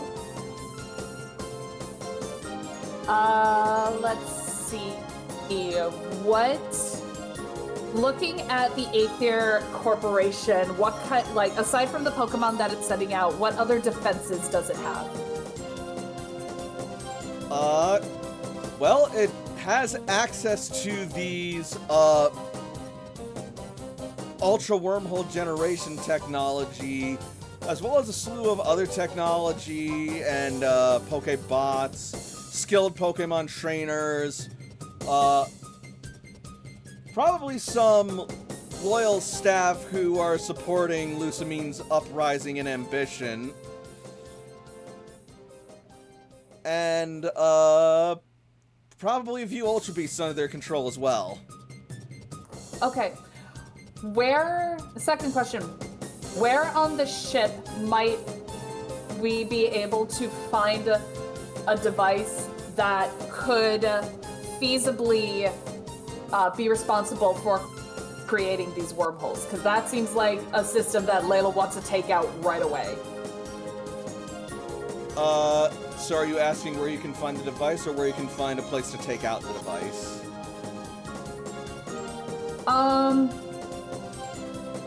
I guess where could where would we want to go for the device so we can take it out?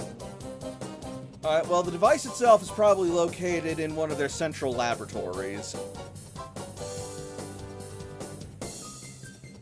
Inside the base itself. I realize I should have better clarified that question, but oh well. Alright, weapons ready and active, backup generator is good. Cass, keep her going. Alright, so not only does Cass manage to jump the engine again, but she also manages to stabilize the electrical systems and absorb any excess electricity from the circuit breakers. So for the rest of the scene and this fight, you probably won't have to worry about any of the sparking consoles any longer. Good girl, Cass.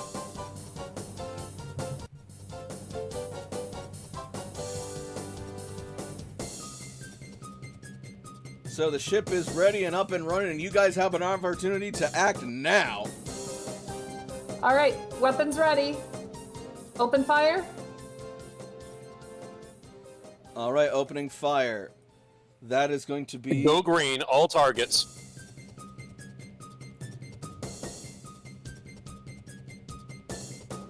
All right. Aiden is going to go for the heat wave. Try and get as many as they can in that one big, massive blast. All right.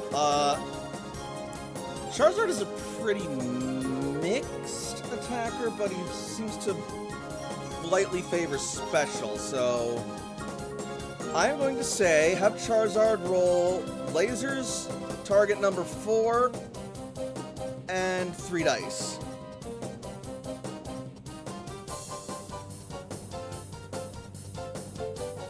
Critical success. Oh my god, Aiden. Okay, yeah. Sam really did a number on him, and he made him work. So Aiden's fire will fuel the special cannons on the ship, and they will fire out charged heat rays to scramble and disable the fighter crafts, leaving them dead in the water and their systems fried in the middle of space, giving you guys, excuse me, ample room to circumvent them. All right, if we're gonna move, now's the time. Touch it. And Toshi punches it as Cece makes her way back to the bridge. Toshi literally punches the button.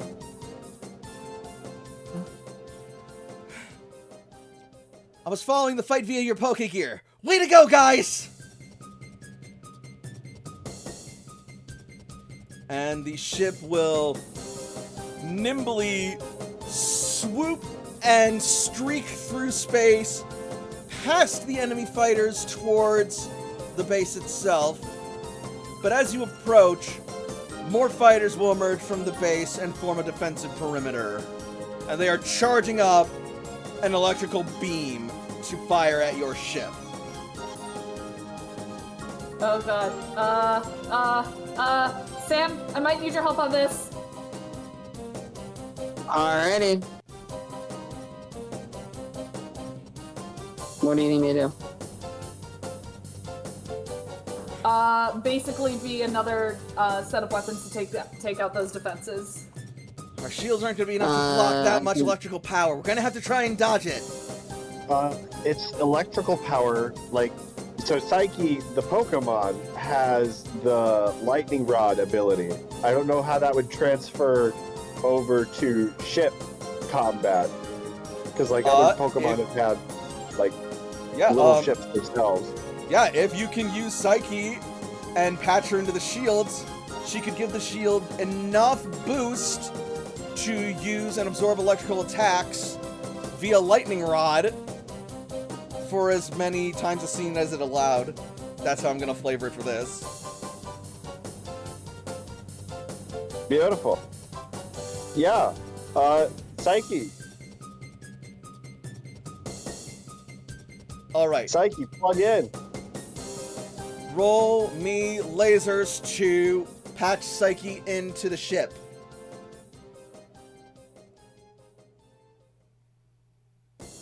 While they're doing that, basically what I've been doing is I just chose a Pokemon that I feel like would have best attacked it and said, I'm hooking them up to the weapon system! And used their attacks. Sounds good.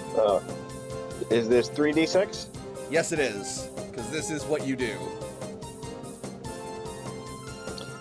4 and 3. 2 successes, one of which is a cool one. Yep, laser feeling. So that Yeah. will be a complete success. Well done. Psyche is patched into the system. The shields are now able to absorb at least one massive lightning attack and convert it into attack power for the ship, which Layla can use to redirect back at them. Hell yeah. Layla or Sam, because I asked Sam for help on this, because more defenses means we're gonna need more attack power. That's right. I have 3 that I can choose. I'm going between Popo, Pangoro, and my Golork. I kind of want to recommend the Golurk just because ground and they were firing electric attacks at us. So that's really going to hurt him. Also, Golurk is ungodly strong. Like, it's like one of the Pokemon that has the most power. Yep. I have just never used him before yet. There. Now's your chance. You get yourself a Golurk, you add advanced capability power, and you just have it go, oh, is that anything in the game? I break its back. Yeah, I have 14 power. Welcome to the club. Yeah, Golurk has a chance to give Popo a run for his money. All you gotta do is scream at him, apparently. But yeah, alright, so, you got Golurk. What are you gonna do with him? That wasn't a, I don't know, that was a, trying to think. I got you. Which one is closest to him? This guy? It's mostly just visual flavor, but you got basically a whole bunch of ships forming a sort of defensive grid that's charging an electric blast equidistant in front of you. I'm gonna just, use Shadow Punch. Okay. When in doubt, just punch the fuckers. If it allows me, hold on. That's a nat 20. Oh god. I was actually gonna call for a feelings roll for that, but Yep, you got it. So What am I rolling? Yes, the way that Strider is feeling right now is a critical hit, actually. That's the feeling. That's the emotion. I'll let that count as a I'll let that count as a critical success just this once. That would Okay. be 18 or higher, which is 3 dice all getting a 6. So, Yep. Cool. So, as they fire the beam and Psyche manages to power the shields enough to absorb its attack power, the shields will drop and, you are sending Go Work out to basically just, like, fuck their shit up? I'm just clarifying for flavor and scene purposes. Yes. Wonderful. Yeah. Please don't say fuck somebody's shit up and then say for flavor. Don't do that. I'm the GM, I can do what I want. Delicious. Anyway, so Go fuck that up for flavor. Go Work is basically a mecha, so it can just fly out into space no problem, and then it just starts wrecking house and literally punches a hole in the magnetic grid, causing them to scatter, giving you guys a brief but vast opening to let you charge straight towards the base.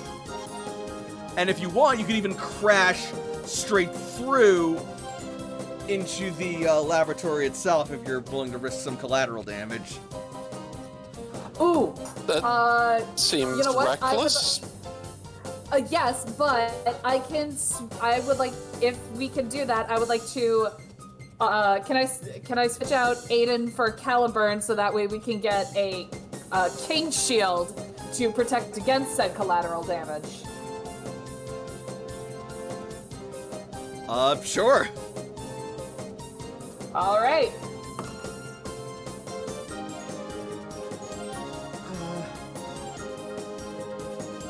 Wait, we're gonna try and smash through the base itself?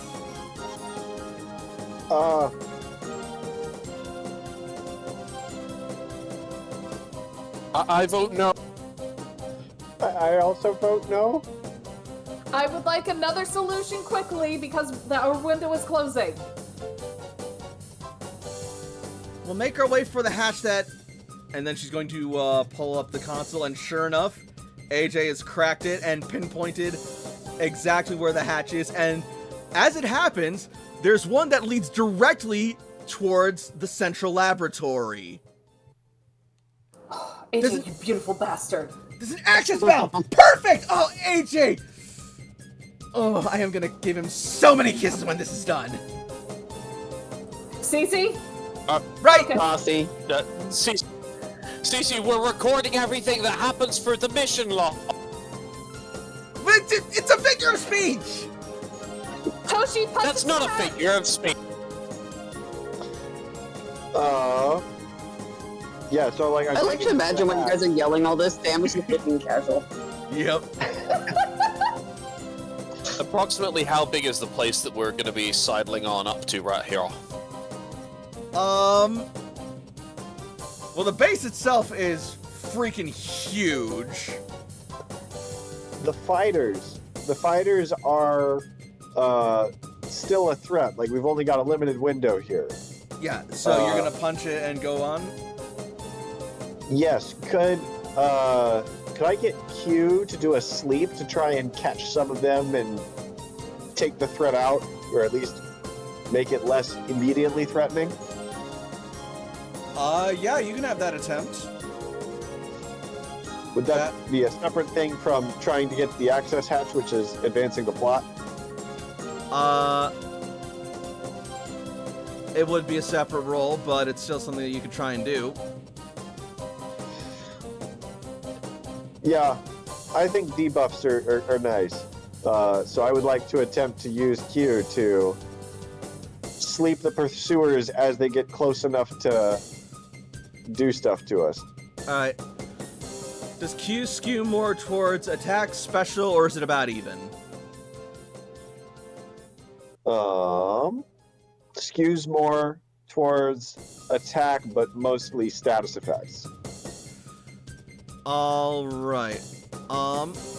Then in that case, I will have them roll lasers with 3 dice. And the target number is 3. Or yeah.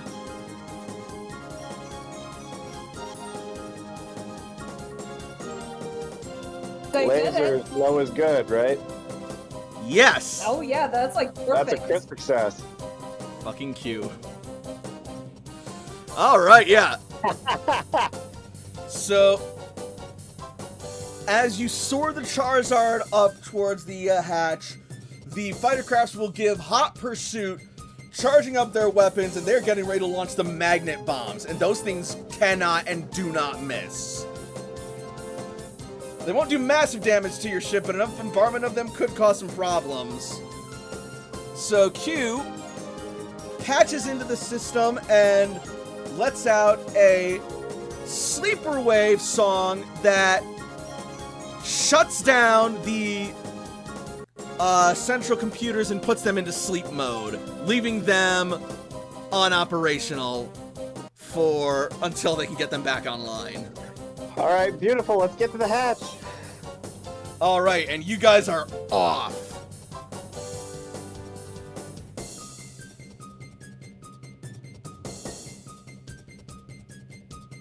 As Jakob heads towards the boarding hatch that they're going to be using, he goes, Professor Oak, please have one fully kitted security team meet us at the boarding hatch to cover our ingress and egress. Understood. Dispatching the security team as we speak. You're gonna have to be the ones to actually undergo the mission. They'll take care of the ship in the meantime. I just need them to help us get in and get out, that's all. We're gonna take care of the rest. I'll have Maroon assemble a team to scramble the fighter crafts. Cover your rear, and form a perimeter. I'm sure she'd love to cover Jakob's rear. Heyo! After the mission. After the mission. After the mission, and only if we do well, that's what... Never mind.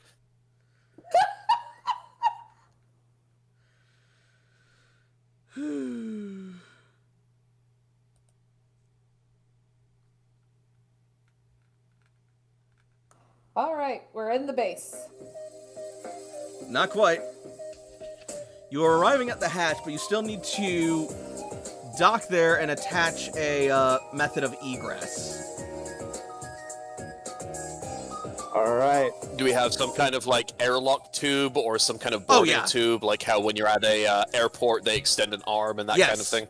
Yes, that is exactly what you have. It's just a matter of attaching it and doing so unauthorized.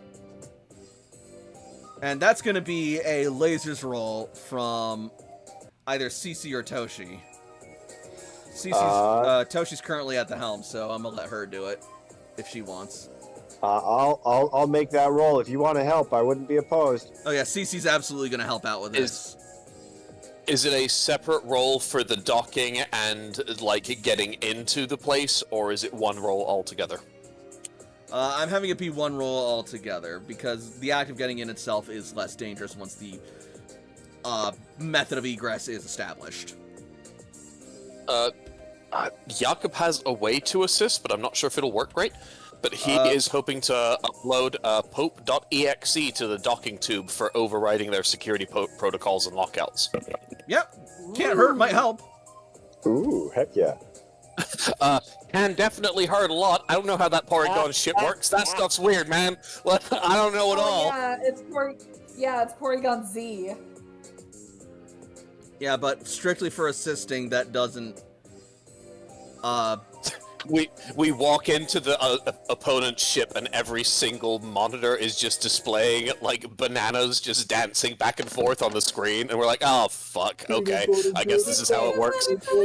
Oh my god. You psychopaths.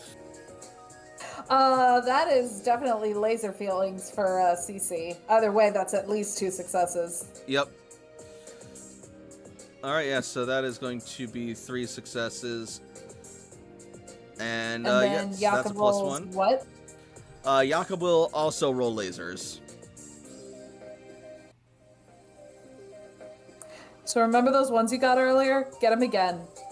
And I'll be 2d6, giving... right? Yep, 2d6. No. Now I'm Four Eyes. I wanted to be Snake Eyes. This is bullshit. Alright, so, You try to plug Porygon Z into the computer, but you have no idea how. The docking tube simply does not have the processing power to handle a Porygon, so it just keeps dumping out, and I'm like, no, go inside the computer, and it just keeps bumping right back out. I'm like, come on, what? Do you not like computer anymore? Regardless, though, CC seems to have a lot of support on this aspect covered, so, Toshiko, you will roll with 4 die. 4 dice, and I want 4 or less. That is 3 successes. Phenomenal. So thanks to CC's assistance, not only are you able to secure the locking tube quickly and efficiently and safely, but she is able to help Jakob get Popey into the computer system and connect it to the base itself, which will give you guys a security blind spot to infiltrate the escape hatch. It'll be a short window, but it's something. All right, the time is now. Zagreus, go help him.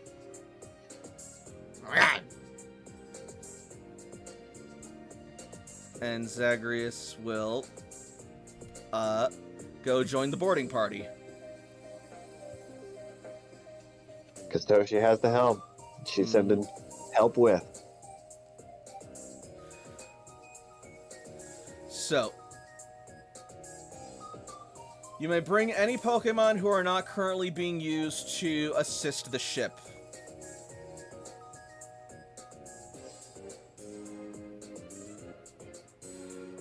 So yeah, CC goes. Layla goes. I will go.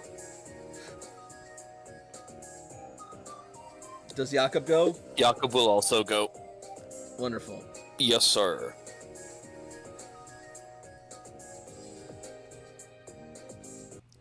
All right.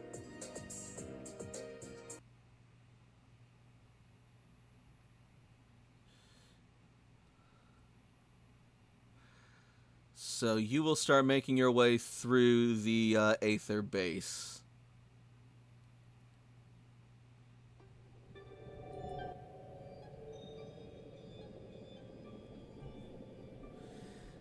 You crawl your way through a dark and hollow metal tunnel as you exit the docking tube and quickly run towards the threshold of the laboratory's escape portal.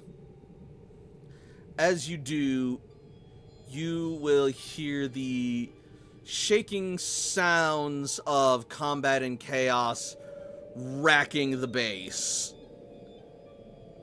And you will also hear strange, unearthly noises emanating from the vibrations of the metal walls.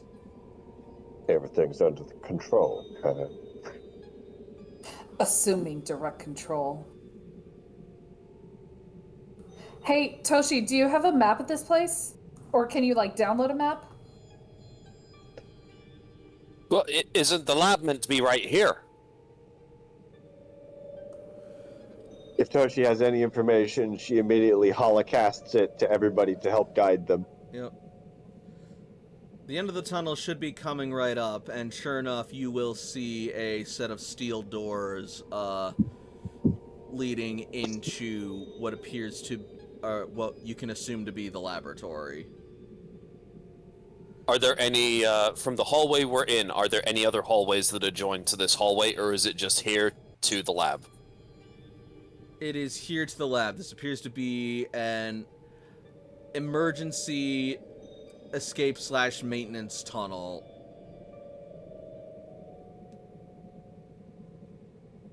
Beautiful. Jakob is going to nod to the security team, then point towards the door. Place breaching charges and cover our ingress. Keep the entire corridor focused. Stay on the outside here, but keep on the lookout for anybody who's going to try and surprise us. Get us in, get us out. That's all you have to do. Who's got the bombs? Or are we talking about Minior? Jakob points at the security detachment that he had Grand Oak send to meet them at the hall at the boarding doors. All right, yeah. They will each send out some Voltorb and Electrode to below the doors.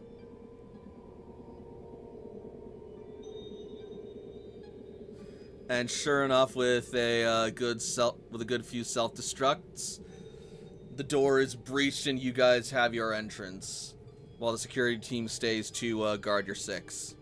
Jakob wants to try and count them down to make all of them go off at the exact same point, so if there's anyone inside, we have the element of surprise. Alright, you do so. Zagreus prepares to... Oh, no roll. Love it.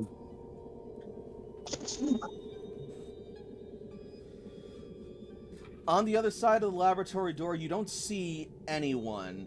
You just see, as the smoke clears, a large metallic white room with flickering luminescent lights that seem to buzz and hum and spark from above, as the flickering lights highlight what appears to be a room with several splatters of a strange dark liquid across a lot of the material and the I don't like this.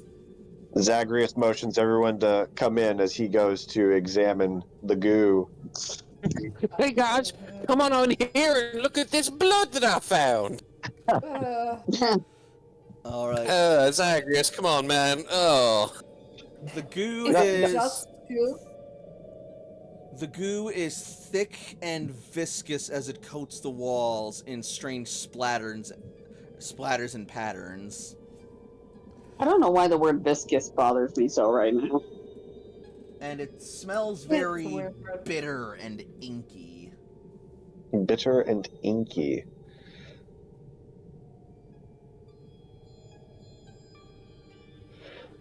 Yeah, This is probably a weird question, but can I Dexter this shit and like identify what might have happened based on the blood splatter? Yeah, is this some Law and Order shit where we just found semen under the refrigerator? You know what? Layla, lasers unless you can argue feelings for your analysis roll. Can I assist? You may. Please, I'm gonna need it either way, and it'll give me time to think of why this should be a feelings roll instead of a lasers roll. I mean... Alright, so yeah, you can make a lasers roll to assist if you want, Sam. How many am I rolling? Describe to me your, I should probably just look in the Discord, but... So, Sam has been in a lot of, like, as an explorer, Sam has been in a lot of, different situations. Dangerous explorer? Where he had to kind of be the one creating the blood spatter, so he can kind of determine if they were attacked, if the person is still kind of like, you know, alive but wounded, or what's going on with how it got splattered. Actually, now that I think about it, can we rather have it that Sam does the thing and Layla assists? Because Sam would be actually much more inclined to that than I would. Like, I'll try and assist. I'll allow it. Sam would probably be okay. Cool. Could Zagreus assist with Spirit Guardian Detectivery? I might need a little more specifics than just Spirit Guardian Detectivery. True. So when we encountered Zagreus, you mentioned him being on a similar mission to Toshi with balancing. I'm not sure spirits are going to be helpful here. No, yeah, he'd just be looking then. Sorry, never mind. How many dice? Layla, I'm gonna give you, you're a heroic soldier. I will give you 3 dice for this. Hey, you get an extra dice, Sam. Woo! Alright, Sam, you'll be rolling How many 4 dice dice do you for have you rolling? lasers. Ooh. Ooh, one is laser fields. Yep. So that's a A 1 and a success with 4. laser feelings. Alright. Sam has 4. That's 2 successes, right? Yep, that's 2 successes. Correct. One of which is snazzy. So, yeah, you were trying to do what exactly? Determine what happened here.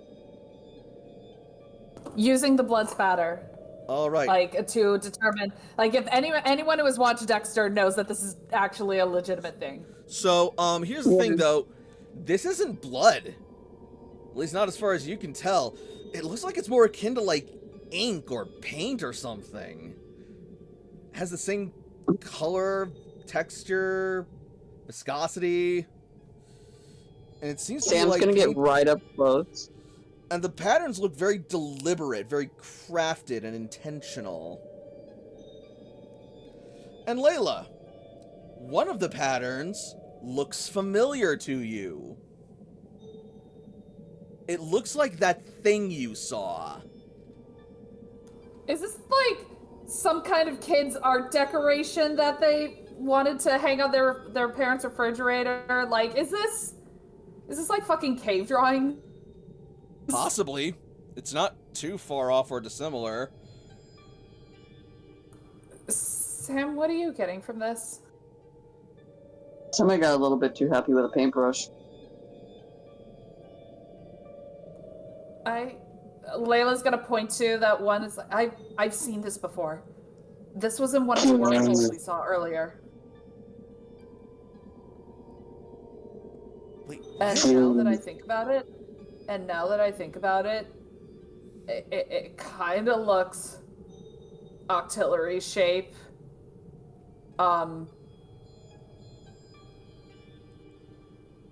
That thing disappeared. I don't know if that thing's not still here.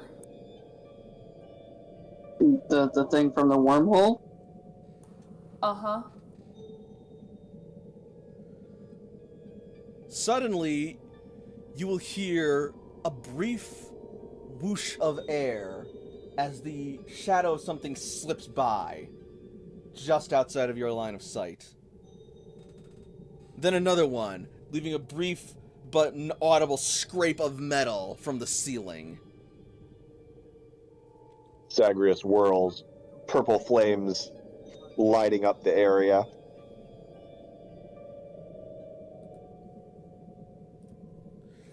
As Zagreus illuminates the room, in the shadows and the clustered corners and nooks and crannies, you will see reflected several sets of neon bright insectoid eyes and sets of 3 pointed pronged needle-like stingers. As the light shines brighter and they step into view, you see these creatures.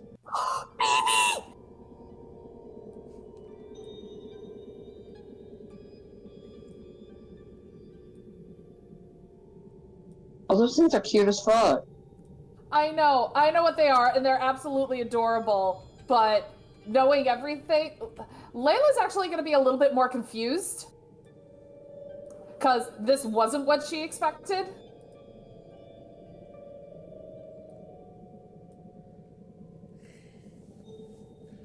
And as they slowly hover out, they're going to look down at you, and they will smile and let out a sort of raspy hiss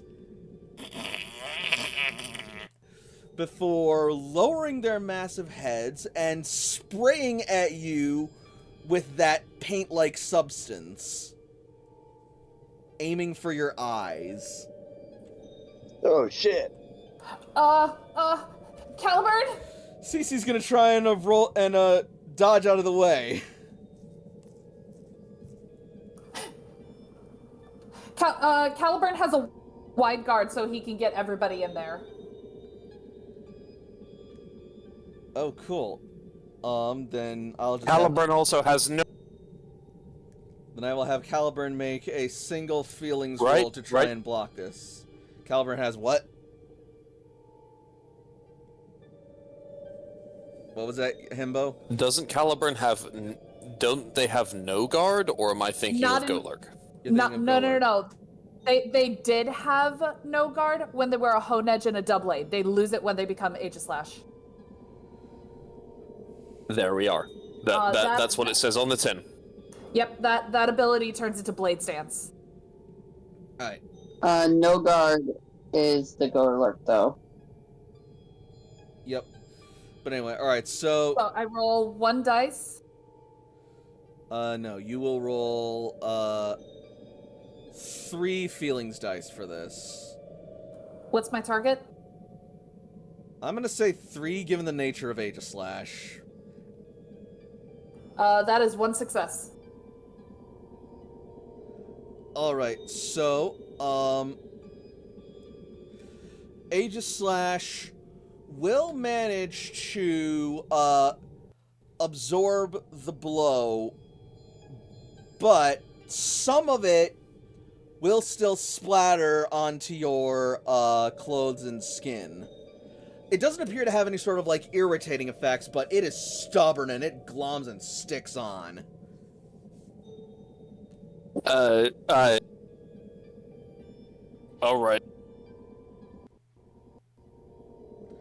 And they will then proceed to let out a chittering sound.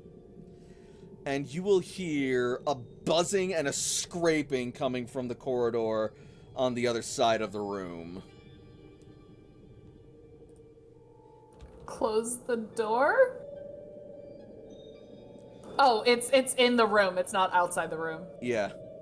And it's not coming from the escape hall. The metal scraping gets louder and louder, and the buzzing becomes deafening as you feel your skin begin to sort of vibrate from the sheer size and impact. Oh boy. These creatures. You said that they were like chittering? Yeah. Like they're laughing?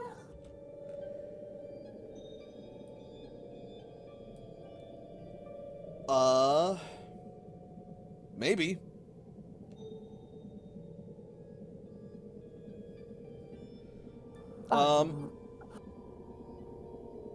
Layla, Yes? feelings roll. Oh. How many? I'ma say 2. That is 2 successes. This doesn't seem like mocking in tone, and the way that they're coordinated seems like they are very well connected. They might be communicating with something. Or someone. Guys, Mm. I can't explain it, but I think like they're organized. And then, from around the corner, you will see a massive shadow of a round head covered in several spiky protrusions connected to a long, slender body with long, jagged wings crawling No. towards you. Oh no, no, And it no, no, buzzes no. even louder. And then you will see another neon light with glowing eyes as the massive head of this creature rounds the corner. Which creature? This one. Oh! Oh boy.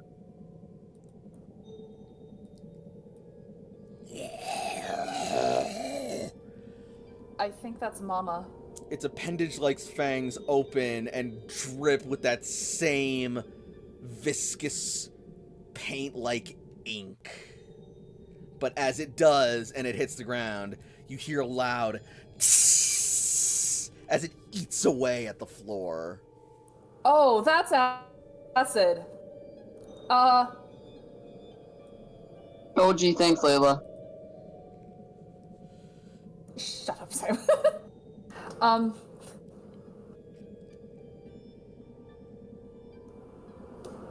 Suggestions? Thoughts? Run! Leave? I guess? Are we in the ship or are we inside the thing? You are inside the base now in the laboratory. Yeah, we need to get to the next door over and close it. All right. Feelings roll for a mad dash. How many for everyone?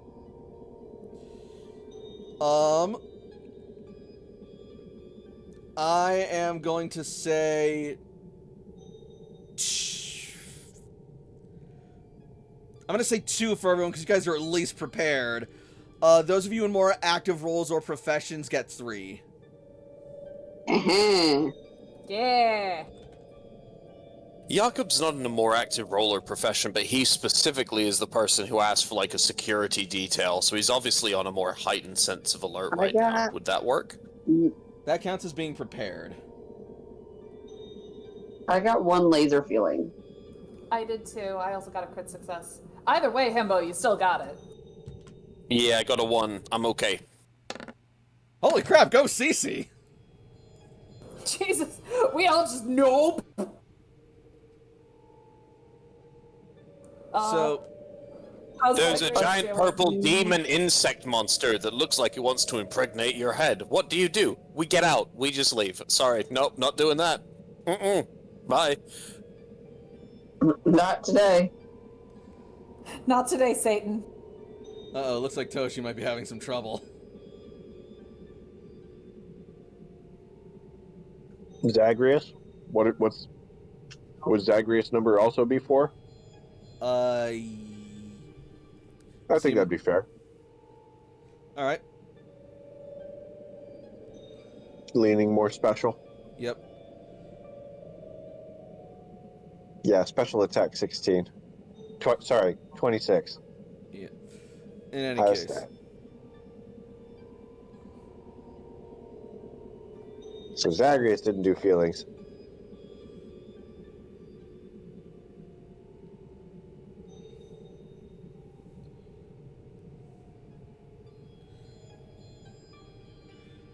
Alright, and Zagreus will also be rolling 2 dice. Which would have been the 3 and the 2, right? Toshi's on the helm. She's not rolling for that. Oh, that's right. I'm forgetful. So that's Zagreus that may be in trouble, not Yeah. Toshi. Zagreus is Toshi's proxy right now. Alright, cool, yeah.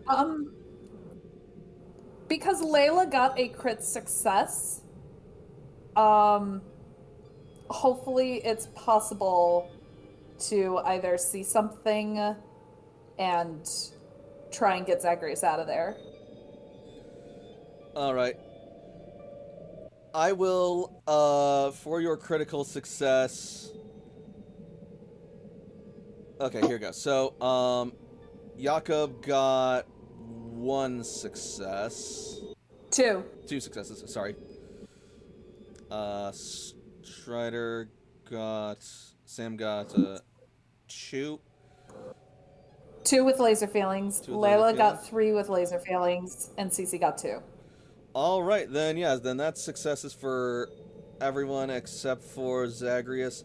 And as you guys are bolting down the corridor, you're managing to keep yourselves ahead of the swarm as it chases after you, blasting and bombarding you with ink and paint and acid, and they are not landing their shots, thankfully, and you manage to reach the other door. Layla gets through, Cece gets through, Jakob gets through.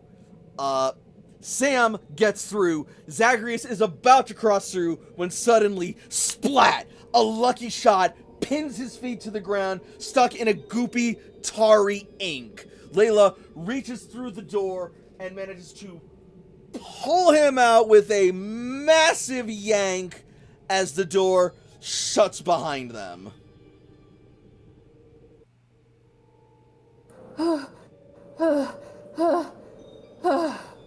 Bam! Bam! Bam! Say what? Sam and Layla. Are we have, planning on going back in there, or do we blow the door control? I don't think it knows how to work the door control. I don't know if it's gonna make the door even harder to lock or not. I'm interested in that thing not coming through. You hear a hissing sound that's the coming one. from the other side of the door. I think it's best if you just keep moving, guys. So, Probably right. Layla and Sam have laser feeling, so we have Go ahead. questions. Ask away. All right. Because it seemed like we needed to get into the laboratory because that is where this machine is, and we need to obviously disable it. Mm-hmm. What is there an alternate way? Either an alternate way inside, or a way that we can access that, like, portal thingy to shut it down? Or what is an alternate way to shut that portal down, since it seems like the lab is no longer an option?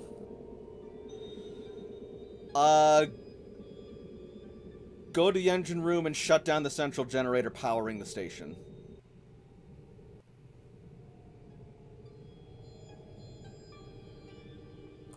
Okay. That said, you are still in the central lab. This place is huge. Oh. Okay, well, we have a backup plan. Sam, your question? You can ask one for me. I'm really tired. No, that's okay. Honestly, that was my only one. That was all I got. Yeah. Like, I had another question earlier that was skipped over, but, like, I didn't have a question, so I didn't say anything.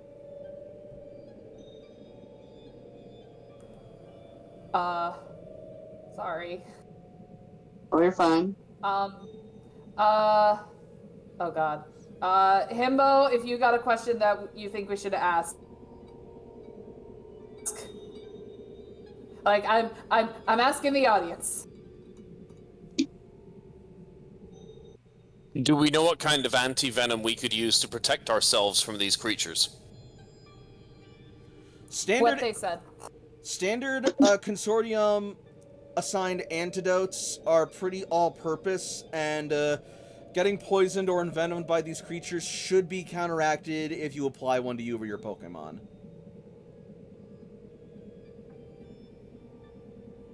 So, basic antidote. Alright. I guess that's best as we can get, but it's also something we'll have a lot of, so we should be fine.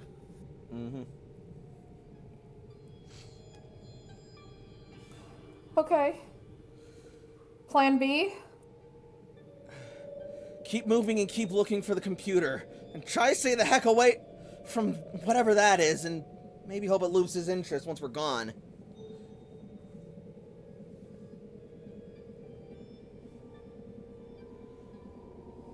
Okay. So we're looking for a central computer? Yeah. This is where I'm hoping somebody turns towards a massive computer, just like this one. So, as you make your way down the hall, you will hear footsteps approaching. Very quickly, like they're running. Over here! Quick! Uh-oh. Sounds like someone's coming. Can they keep looking while like Layla or Sam like gets ready to intercept? Who's they? Cece and Jakob. Sure. Alright, Zagreus can go with Layla and Sam, I guess. sure. So, Defensive positions. feelings to get the drop on your oncomer. How many do we all get? I'm gonna say 3, because you guys have time and heard this in advance. And you guys are all basically equipped to deal with these sort of like physical encounters. So Zagreus wants Wait. Critical 4 success. Himbo's with us? Wait, Himbo's gonna take him down with us? So, I thought it was weird that feelings was going to be used for like physical attacks. Is there a way that I can use my feelings to try to distract the person or catch them off guard with something of that nature to allow the person's attack to be more successful? Also, yes, I'll count that as an assist. Instead of Sure. feelings. Either way, 3 successes. Whoa. Go on, Strider Sam. Instead of feelings, is it possible if I can just use lasers, considering that is my profession and I am kind of like a very like tactical and logical fighter? Yes. Put Okay, those cool. ninja So then I think techniques to work. that's 3 successes and 1 is a laser feelings. Alright. And with Jakob's help, one of you can roll an extra dice if you want. I don't think either. Zagreus has 2 I'll successes. give the extra one one's a to laser. Layla.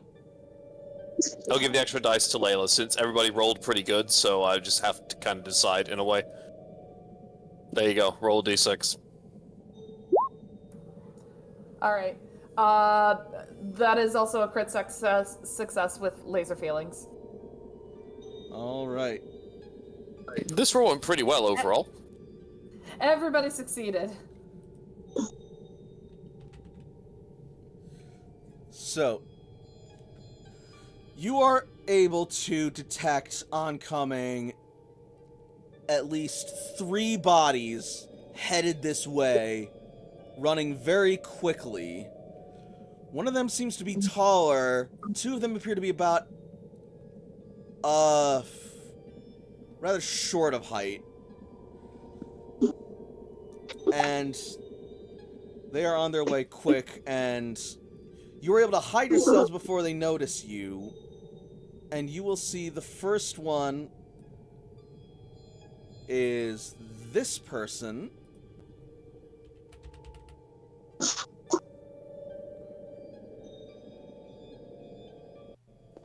Whoa! More giant people. More... Oh, they're adorable. Fucking... Oh my god, she's cute. I know, right? One of the continuing memes for this game of, oh, giant woman, oh! Yeah, image sizes are a bitch. What can I say?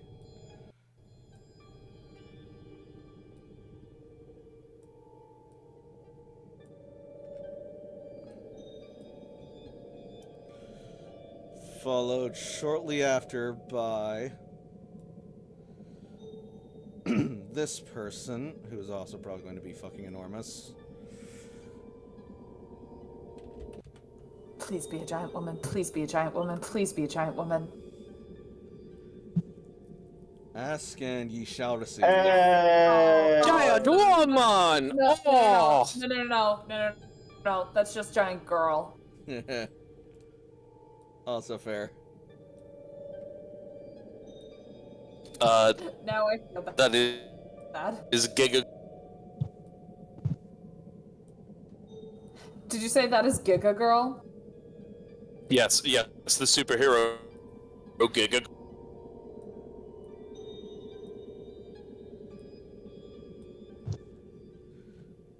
Himbo, just giving you an extra warning. You're starting to, like, break up a little bit. Okay, good. It's not just me. And then finally, this figure.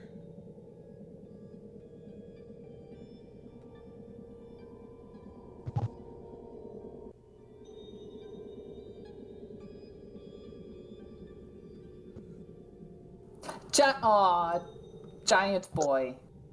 Big boy. But I'm Extremely digging the emotional aesthetic. boy. Of course you Say are. that again? Strider, hold up. Say that again? Why? We didn't hear it. I just want to make sure I heard right. No, Himbo knew exactly what the fuck I said.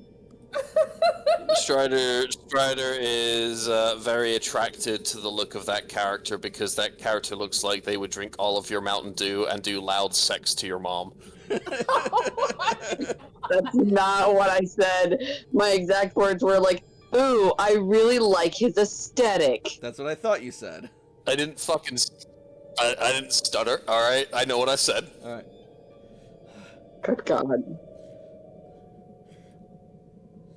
As they come rushing out of the corridor, you are able to ambush them and cut them off. I would like to trip the teenager. Alright. So Jakob will step out and get his attention. What? Who are you? What are you? He's going to reach for a Pokeball, but as you do, you will put your leg out and you will trip him to the ground. Gladion! Are you alright? The little girl, the young girl, cries out. Stand back, Lily! The woman says, holding her back. Wait a minute. Hold up.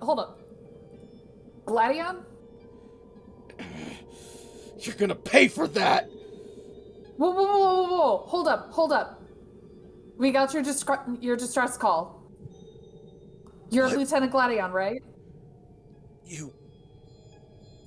You're not with the Foundation. You're Consortium. You sent an encrypted distress call with the Consortium access code, right? I did, yeah. That's why we're here. We received it. Toshi's image pops up on the holocaster. We're here to help. Took you guys long enough. Yeah. He gets up and your- dusts your himself boss- off. Yeah, your boss hasn't been making it easy for us to get in here. Yeah, As- there's those vampire poison bugs. As you say that, you will see the young girl, Lily, sort of clam up and lower her head and sort of just like close in a bit. And the woman will put a reassuring shoulder on her, a reassuring hand on her shoulder before looking up to There you you go. guys. Perhaps an explanation is in order.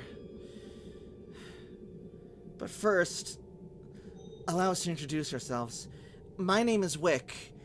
I'm the Vice President of Production here at the base. And these are Lily and Gladion. They're the children of the director. Oh. Can introductions wait until we No. get you back to safety on the ship, please? No, This is We're a not distress leaving call this. situation. we're not leaving the base until the portal is shut down. If we do, the whole universe could be subject to an invasion from ultra space. Okay. So how can you Oh, help well, us shut it low down? stakes. How can you help us shut it down?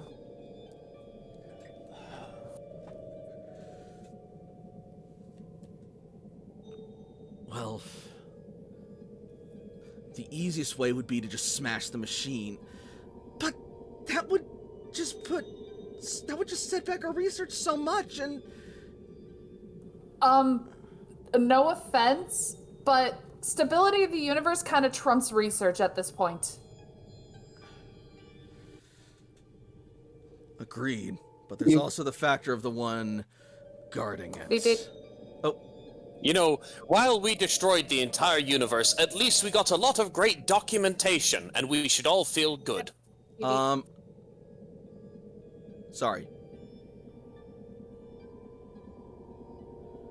Sorry, I heard Strider. I was just gonna make a sassy comment. It's okay. Do it. Make the sassy comment. You clearly don't have the right research then. You don't know enough people in the universe.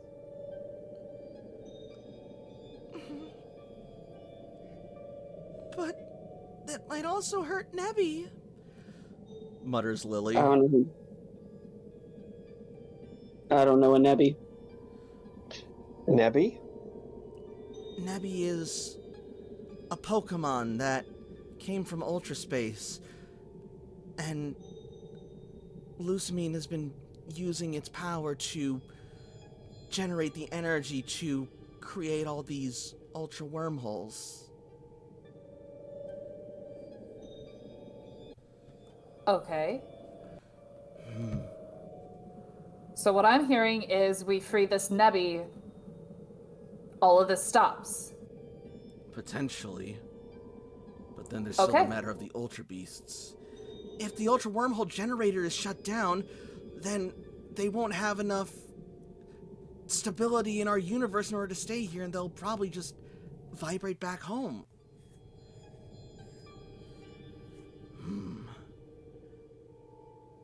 That's as good a plan as any. All right. All right. So where is this Nebby? Follow us. We can bring you to them.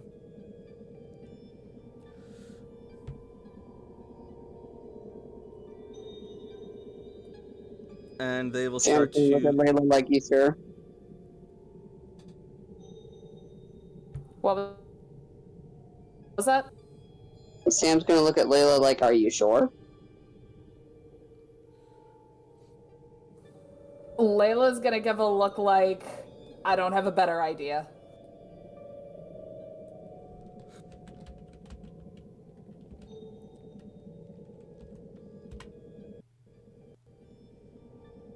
So, no, but this is what we got.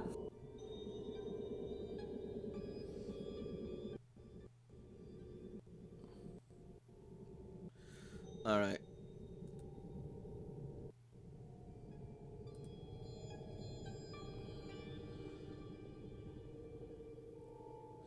So they turn around and start to guide you down a dark corridor towards the center of the lab, where you will hear a lot of machinery humming, a lot of electricity crackling, and a lot of unnatural sounding cries. Who's crying? It sounds like a very distant... Oh no. That's Okay. Who's screaming? I think Sam's asking. Yep. Yeah. That's probably Guzzlord. That's probably what?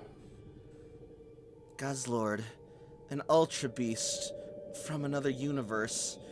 A being of pure entropic hunger. Its mouth is like a black hole. It consumes and destroys everything it can get its jaws on. Lily sort of like shivers at the description. It nearly took my brother. Okay. Do you guys have any data on any of these Ultra Beasts? Any way that we could possibly, defeat them? We've been doing a lot of research on these Ultra Beasts for some time, and I could probably give your Pokegears access to our information if it'll help, says Wick. You know what? That would be great.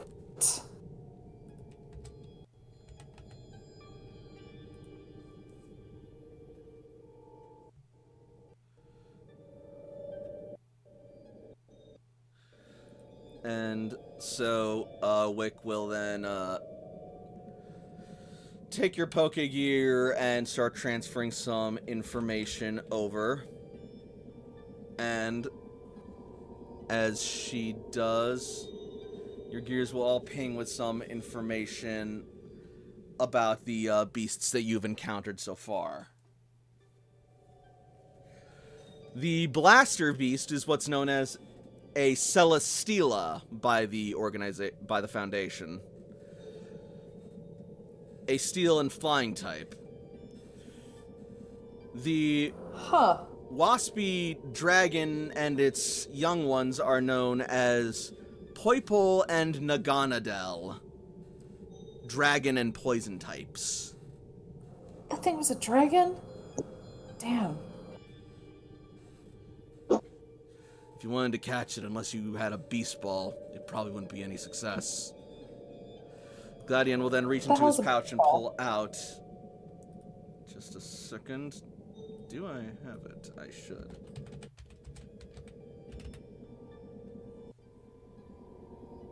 I do. And pull out this contraption. Didn't AJ invent that in our game? He got the blueprints for it, and like Toshi commissioned a couple she's got that AJ made for her. Yep, Bless AJ's you. definitely successfully made those. Yeah, here though, he's had no reason to. No, not at all. I'm just like, that was... Hi, I'm really tired and I'm trying to stay You're awake. good. You're so good. It's okay. And we're almost done. Do you have any that you could spare? Lily? And Lily will nod and reach into her bag and hand each of you guys 10 beast balls. Nice. Are you sure you're not going to need any for yourself? She shakes her head. No, to be honest, I'm not much of a trainer. Honestly, I've mostly just been getting in the way. Listen, you seem to know the most about Nebby, whatever it is, right? Yeah? Lead us to him. Okay. And so the journey resumes, and eventually you will come across a horrifying sight. As you reach the center of the laboratory, and there you will see not only the massive, monstrous Pokemon from before just eating away at several tall, broken down server towers and junking the floor.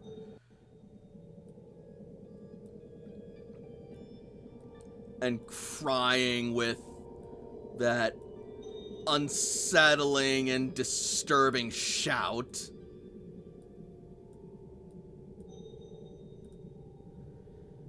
But in the center of it, you will see the familiar face of Lusamine standing beside the familiar figure of that creature. Now everyone is able to see.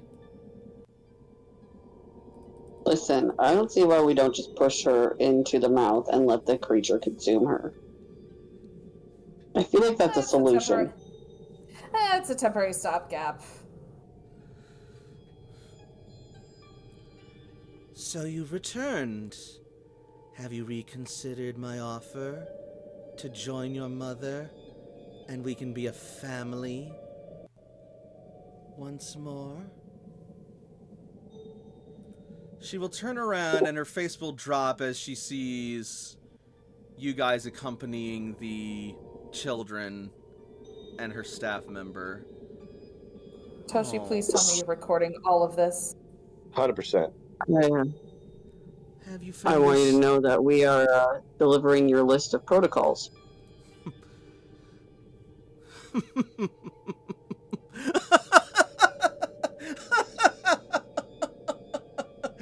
So this is what you've done. You've run off to try and find some help, and you bring this rabble. You kids. You always were pathetic. Failures! All of you! None of you were ever good enough. None of you could ever see the ambition.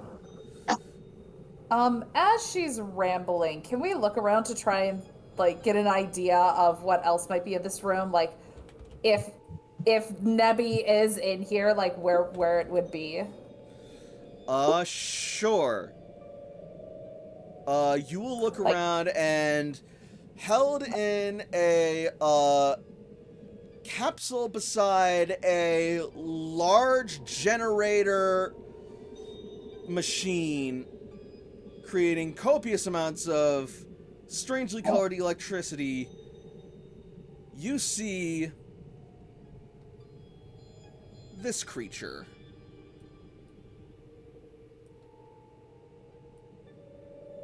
That's also cute. I know, right? While she's monologuing, Layla would try to like not sidebar with Sam, but like, you know, like whispering to each other, like, you see that? The thing in the jar. Mm-hmm. Well, yes, it's in a jar. Can you, Abbas, get to it if we cause a distraction?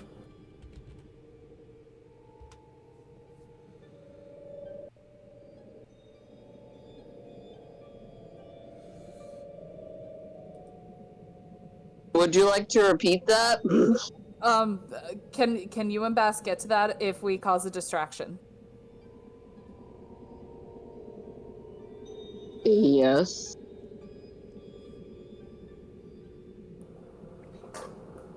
Okay. Toshi has been engaging with Lucamina. Yep. She's been offended. Like, that is no way to talk to your own children. Go for it. You're not beautiful enough for my world. But fine. Since you're here anyway, you can New watch me plan. summon my sweet beast. You And then get the thing. you can leave. Oh my god. Okay, Sam. Yep, okay. Wow. Call. You can take gas by all means.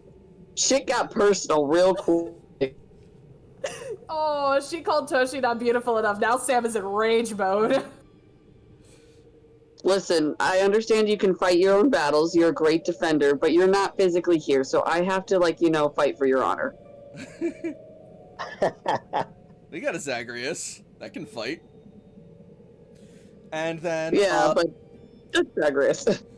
Lucamine will raise a finger and points towards you guys, and the jellyfish creature, identified as Nihiligo, will flutter its tentacles and generate several large rocks and hurl them at you guys. Scatter.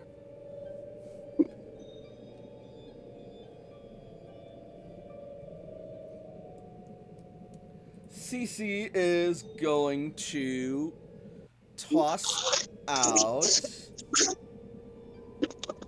Come on, baby. Fufu.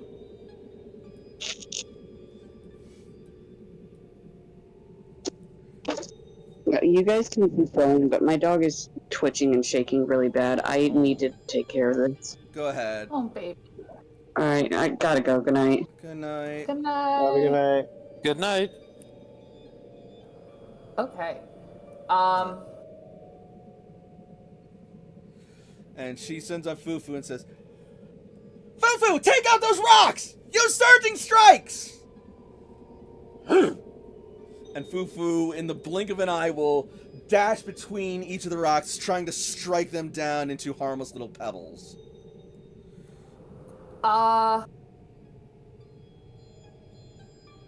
Okay.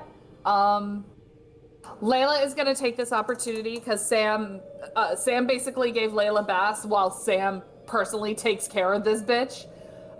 To go over towards Nebby over here. She is going to send out Brienne to assist with the fight.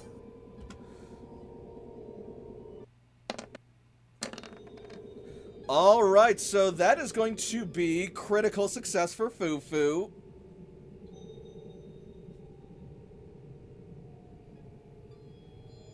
As it destroys the rocks and lands a solid blow on Nihiligo itself, causing it to ripple and fall, much to Lucinine's shock and frustration. What? No! Impossible!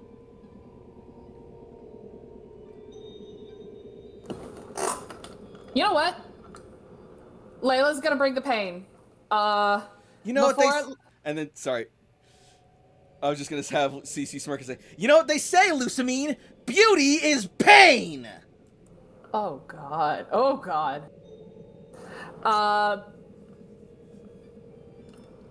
Actually, you know what? Bass can take care of this. Layla is going to get right up there with Brienne. And Layla's Z crystal is gonna glow. Alright. As Brienne charges at one of the Guzzlords. Brienne charges at one of the Guzzlords, and the Guzzlord opens its mouth, ready to devour Brienne. Brienne, aim for the top head! I'd like Zagreus to assist on the same Guzzlord with a Swift. Throwing stars. Alright. Zagreus, Brienne in a sea of stars. Zagreus, make me a lasers roll, please. We want low for lasers, right? Correct. So or below. And I'm gonna say, and yeah, we've established its target number, yeah? Yeah, Zagreus shares with Toshi at 4. Got it. This 3d6? Yep. Or 2? 3d6. 4, 3, 2 successes, 1 snazzy. Alright. So that is going to give an extra die to Brienne's feelings roll to attack and strike with a Z move. So that will be how many? Because you're using a Z move, I'm going to say 5. Nice. And would it be safe to say that Brienne's target would be 2? Yes. That is like 4 successes with a laser feelings. Brilliant. Also, I should probably change up the music a bit at this point, since we started fighting. Maybe. Also checking in. Himbo, you there? I am indeed here. Okay. It's just you've been quiet a little bit. I just wanted to check in. Nope, I have not had a reason to do anything aside from panic.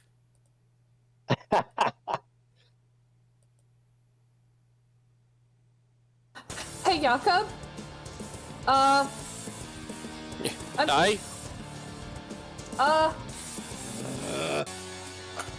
This fight isn't over! Lucamine will raise her hands, and the machine will glow brighter than ever as Nebby's tube shines blindingly bright and starts to crack as another Nihiligo will appear and descend down, engulfing Lucamine. Oh god. Shit. Jakob, we could use some help here. You have a heavy eater. Meanwhile, Brienne will land the strike on Guzzlord and cause it to stumble back and fall down and then fade away.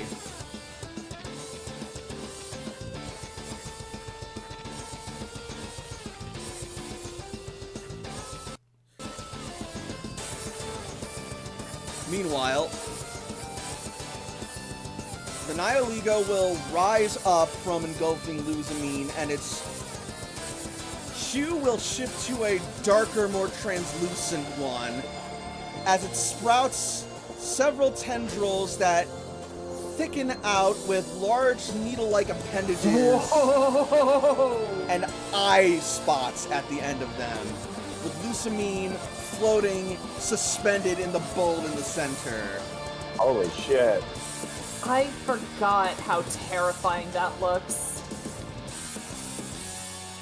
Holy shit.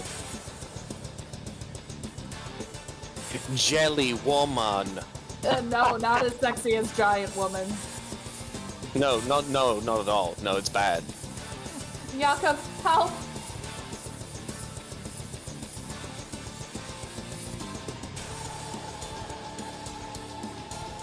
I guess I should deploy Just Pokemon. leave and let me go to my beautiful universe! And she raises her arms and shoots out several poisonous crystals towards your party.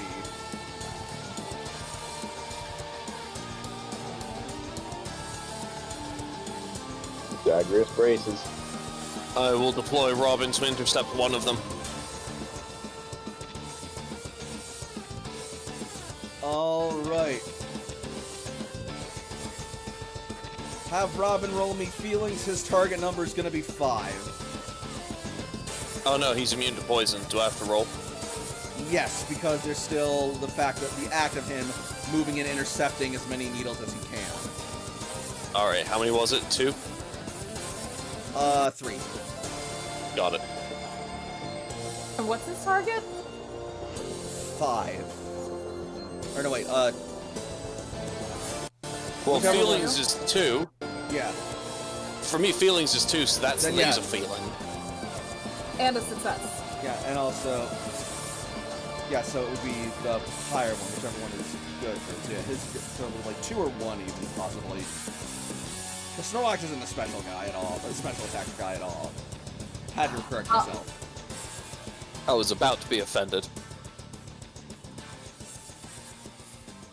Okay, so yes, that would be 2 successes and then a laser feelings for a question. Which all 3 of us have a question earned. So Frey has 1, I have 1, and Himba has 1. Alright. When this entity goes back to its dimension, that's going to cause a lot of damage, right? It's going to hurt a lot of people. Not necessarily. It goes back to its dimension, and then, if anything, some order is restored. Like, these are creatures that are natural to their native dimensions. While they may be massively destructive here, they're a natural part of the ecosystem where they're originally from.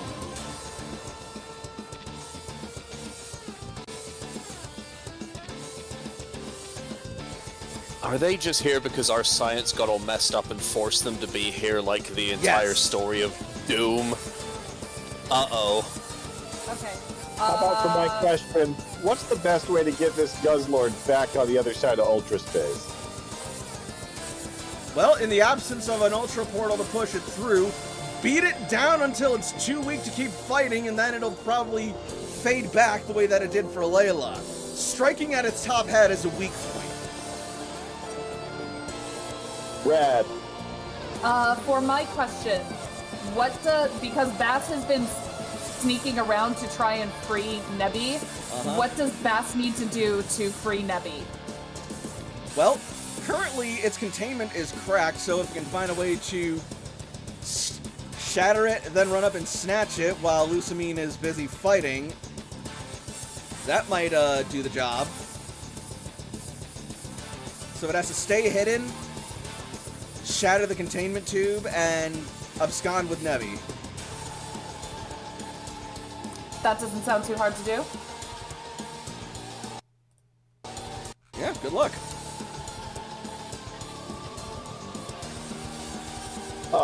Is there any enemies near the containment tube? Like, how far is the containment tube from the rest of the battle? It is, like, directly behind the enemy lines. Oh, beautiful. So if I did a rock slide, would I be able to potentially crack that containment? Possibly. I think that's what Zagreus is going to do next.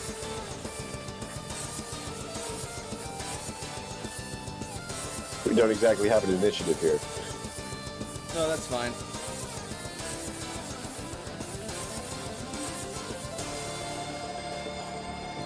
We kind of have like an That is going to be initiative. feelings.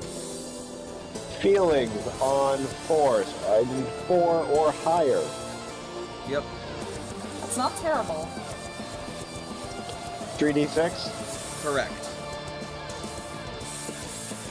2 success, Hey! 1 laser feeling. All right.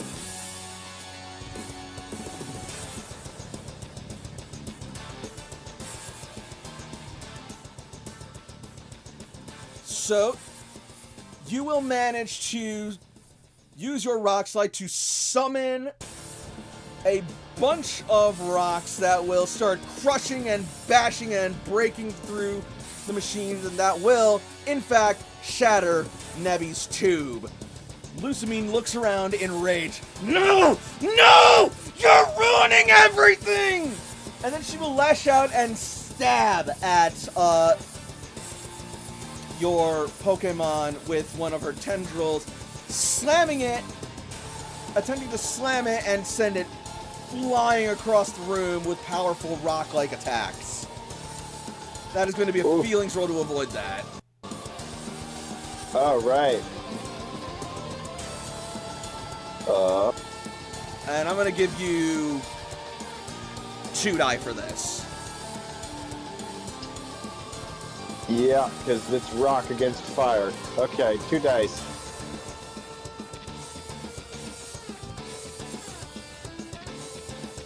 Two d6. I want 4. I got a 4. I have a laser feeling. Alright, so that is success with a complication. Yep. So, you manage not to get hit by the brunt of the attack, but she does scratch you with the needle tip, dealing a not insignificant amount of damage and leaving Zagreus poisoned. But it is still able to fight for the time being, but it is now considerably weaker. Take cap damage for poison.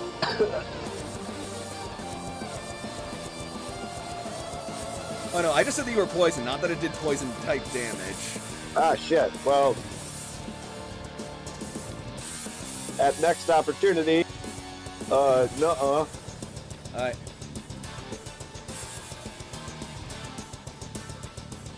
Well, I guess in this instance, the best thing to have Jakob do is to have Robin try to directly get between this monster and his allies to try and become the biggest target. So he is going to get right up in its face and start pounding on his belly, just drumming it to get as much attention as he can. Which monster? Guzzlord or Lusamine? Jelly baby. Alright.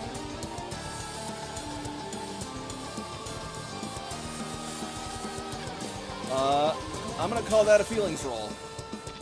Alright, 2d6 or 3d6 if prepared. I can't think of a way to really say prepared aside from, you know, Robin trying to be the target of attention is something that he does pretty routinely, but that's all I can think of. Big man in the way.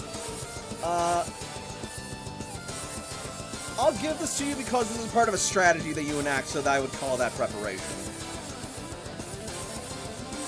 That is going to be 2 successes. No, wait, feelings, right? Yeah. Or, okay, yes, that is 2 successes with laser feelings.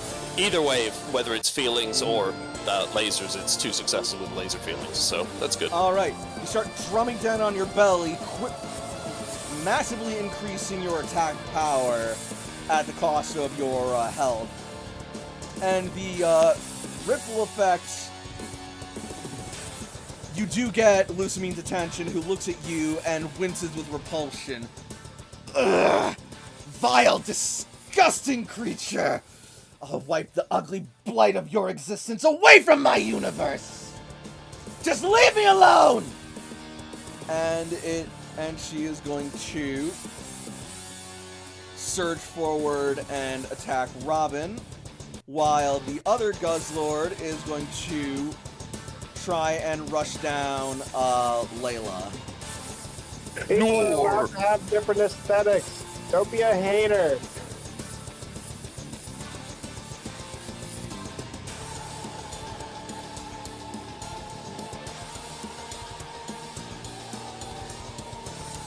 Alright. So, Layla, I'm gonna need a feelings roll to avoid this attack. How much do I got? 3. Oh, that's complicated.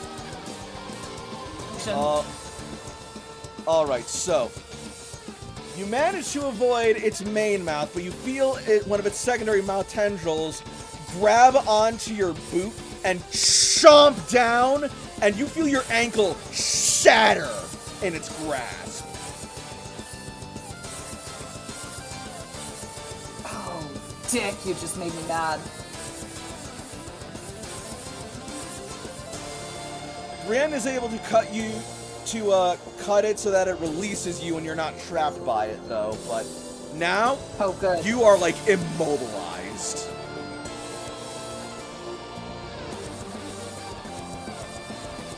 Okay. Alright, you know what? I'm gonna try something.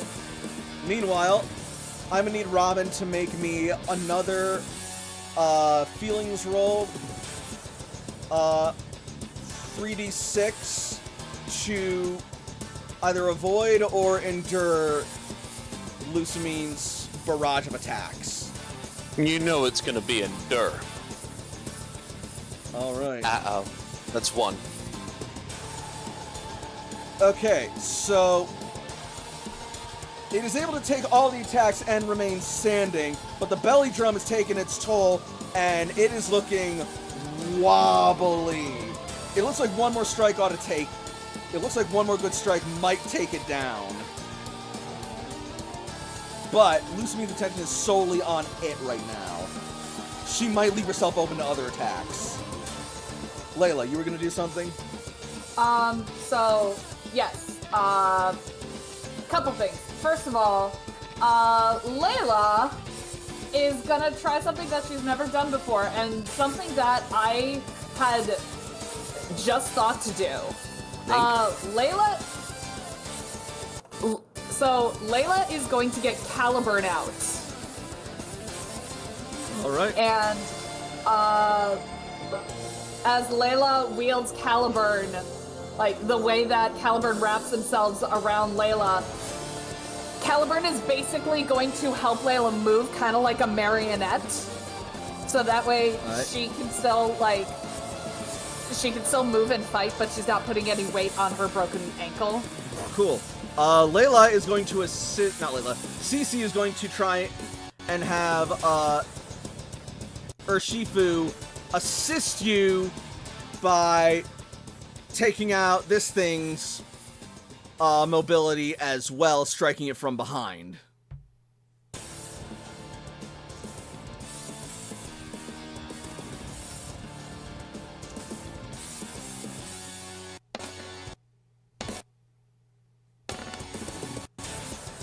Alright. That's at least one success, right? Yep. Urshifu's number is... We established 4. Probably would have been 2, actually, because it's a feelings fighter, not a lasers fighter. Oh, okay. Alright. So, yeah, that is a critical success. As it will land a brick break to the back of its head, causing it to stumble and daze, giving you an extra dice. Okay, so that's how many dice total? I'm gonna give you 3 dice total for this then.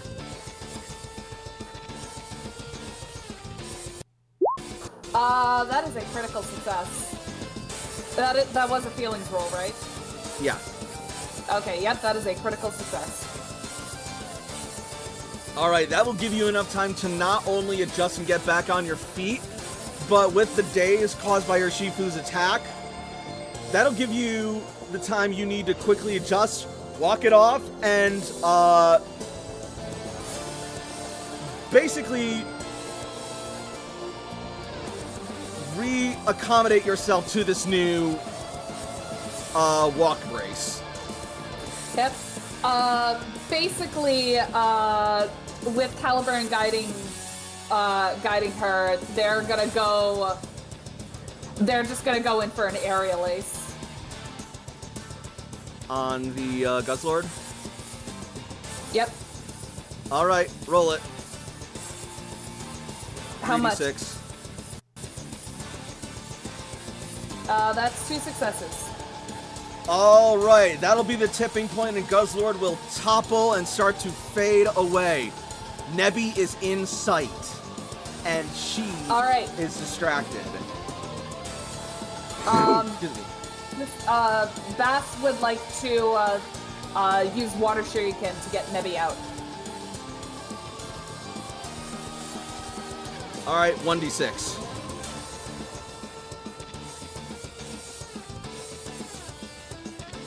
Feelings. No lasers.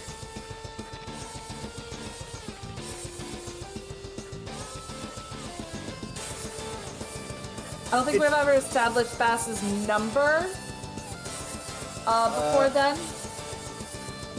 Part of me kind of wants to say 5 because of how stoic Bass has always been. Fair enough. And it is more of a special attacker. Alright. So that is a laser feeling. It will pummel and bombard the Pokemon with Water Shuriken, but it only barely moves. But eventually, as does, it will free itself from it will be knocked free from the device, and it will fall to the ground, and it lands with a loud as it leaves like a dented crater in the ground upon landing, getting Lucamine's attention. Uh-oh. No! No! Block her! Block her! Keep your attention here. Let's do an infernal parade and just rain purple fire. All right.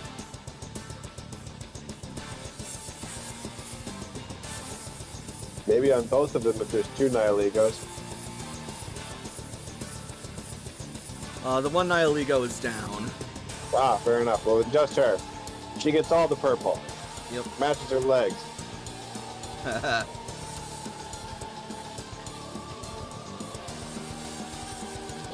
That's a special attack. Do I roll Lasers. lasers with 4? So 3d6, 4 or Yep. less. Yep. Critical success. Alright, what is the effect of Infernal Parade? Thank you.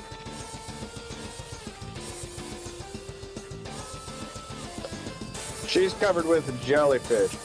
Yeah. It's not an official condition, but girl, you got a condition. Alright, so...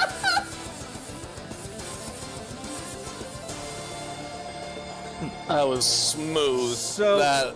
She... Oh yeah.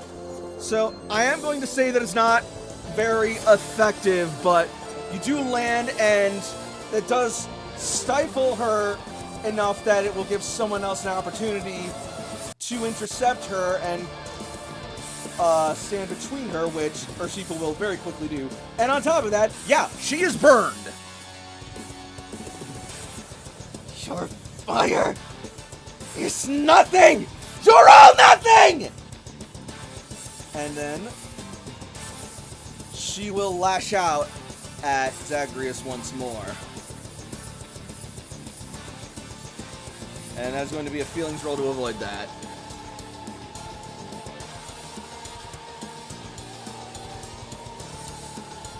All right. Feelings, I need 4 or higher. Alright, you got 2 dice.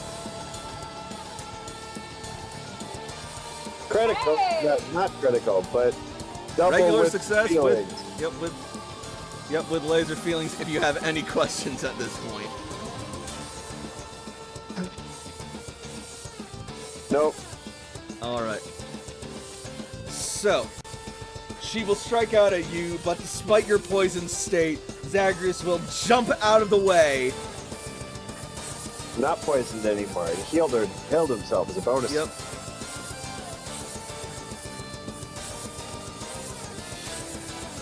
You can't stop me!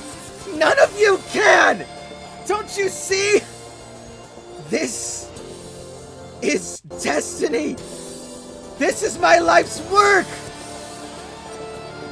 Bitch, You're- you need to get life. Brienne, finish her. And then Brienne is going to... Uh-oh. No. This is good, because suddenly, a beast ball will be thrown out by Lily and smack Nebby, capturing it. Yo! Nice. And then Brienne is gonna straight up Dragon Claw her to try and take her out. Alright. That is going to be a feelings roll. How many? 3d6. You said feelings roll, right? Yep. That is a critical success with laser feelings.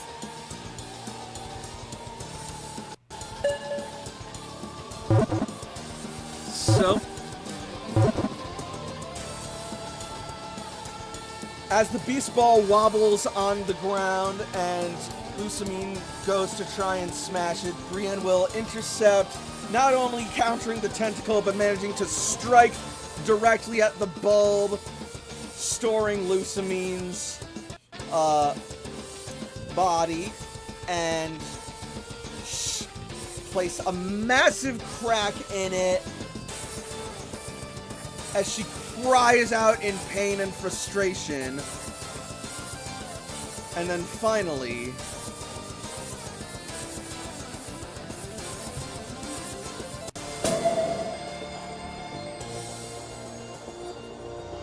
Nebby is successfully caught. Nice.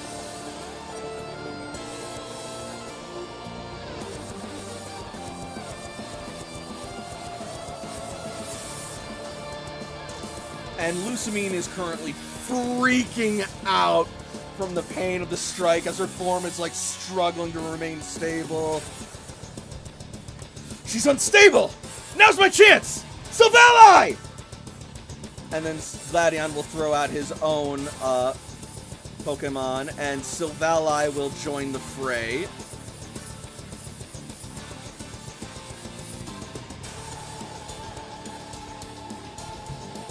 And Sylvali will run in and rip Lusamine's body out of the Nihiligo's form.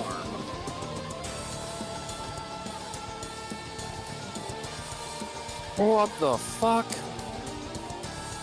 Rips her body. In what? half. What? What? Ripping her right out of its body, just Falcon Punch right through its entire corpse.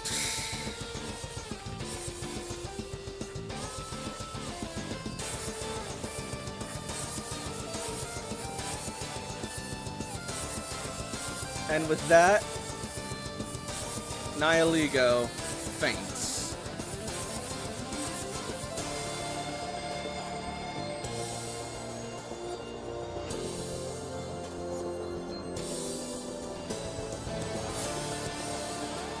Lady, this doesn't seem a healthy outlook. Have you considered therapy?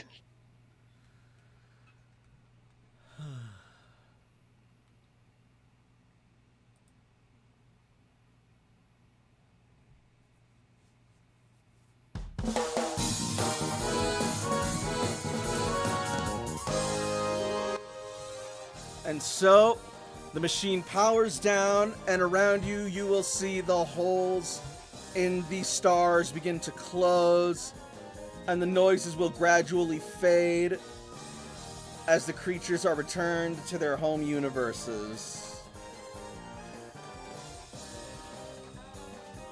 Gladion, Lily, and Wick run up to you, smiling, grateful smiles. Thank you so much!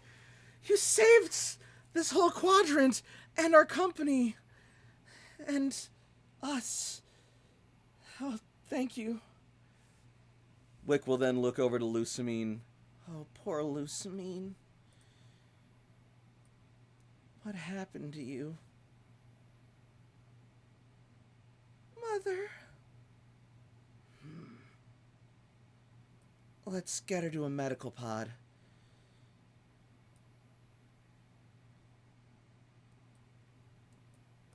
Okay. Zagreus is gonna walk over to Layla and like motion towards her shattered ankle with a hand glowing with healing energy. Oh, please.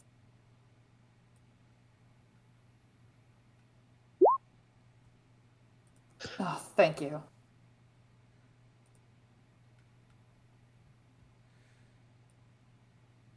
And so, with that, you have successfully managed to prevent... Just a second. Get some good music going.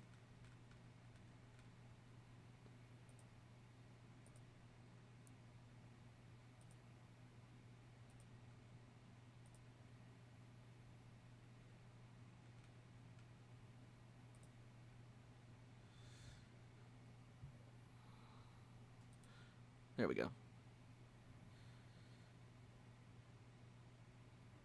And so with that, you have successfully managed to prevent a rogue captain from occupying the ultra wormholes, which would start an invasion.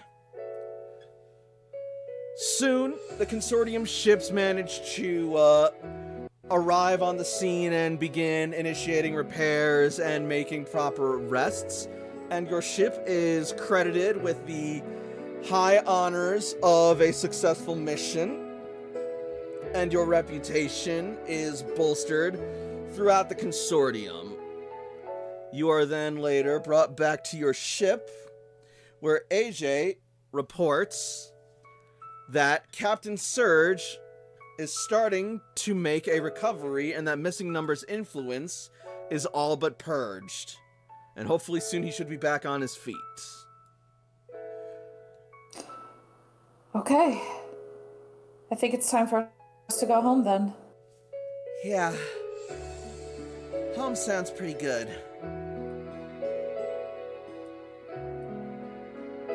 As long as we don't have to deal with any more crazy, creepy ladies inside of massive jellyfish. That's not something I ever want to deal with again if I have the choice. Yeah, I second that. No argument here. Hopefully our next adventure is a little more fun. But I'm at least glad we got the experience. And I'm glad to see that we were able to work as a team, even in such chaotic circumstances. I'm really proud of us. And we looked cute doing it, no matter what she says. You said it, Toshi! And then pan out as everyone joins in a group laughing scene as we roll credits. So, what did we think of tonight's game?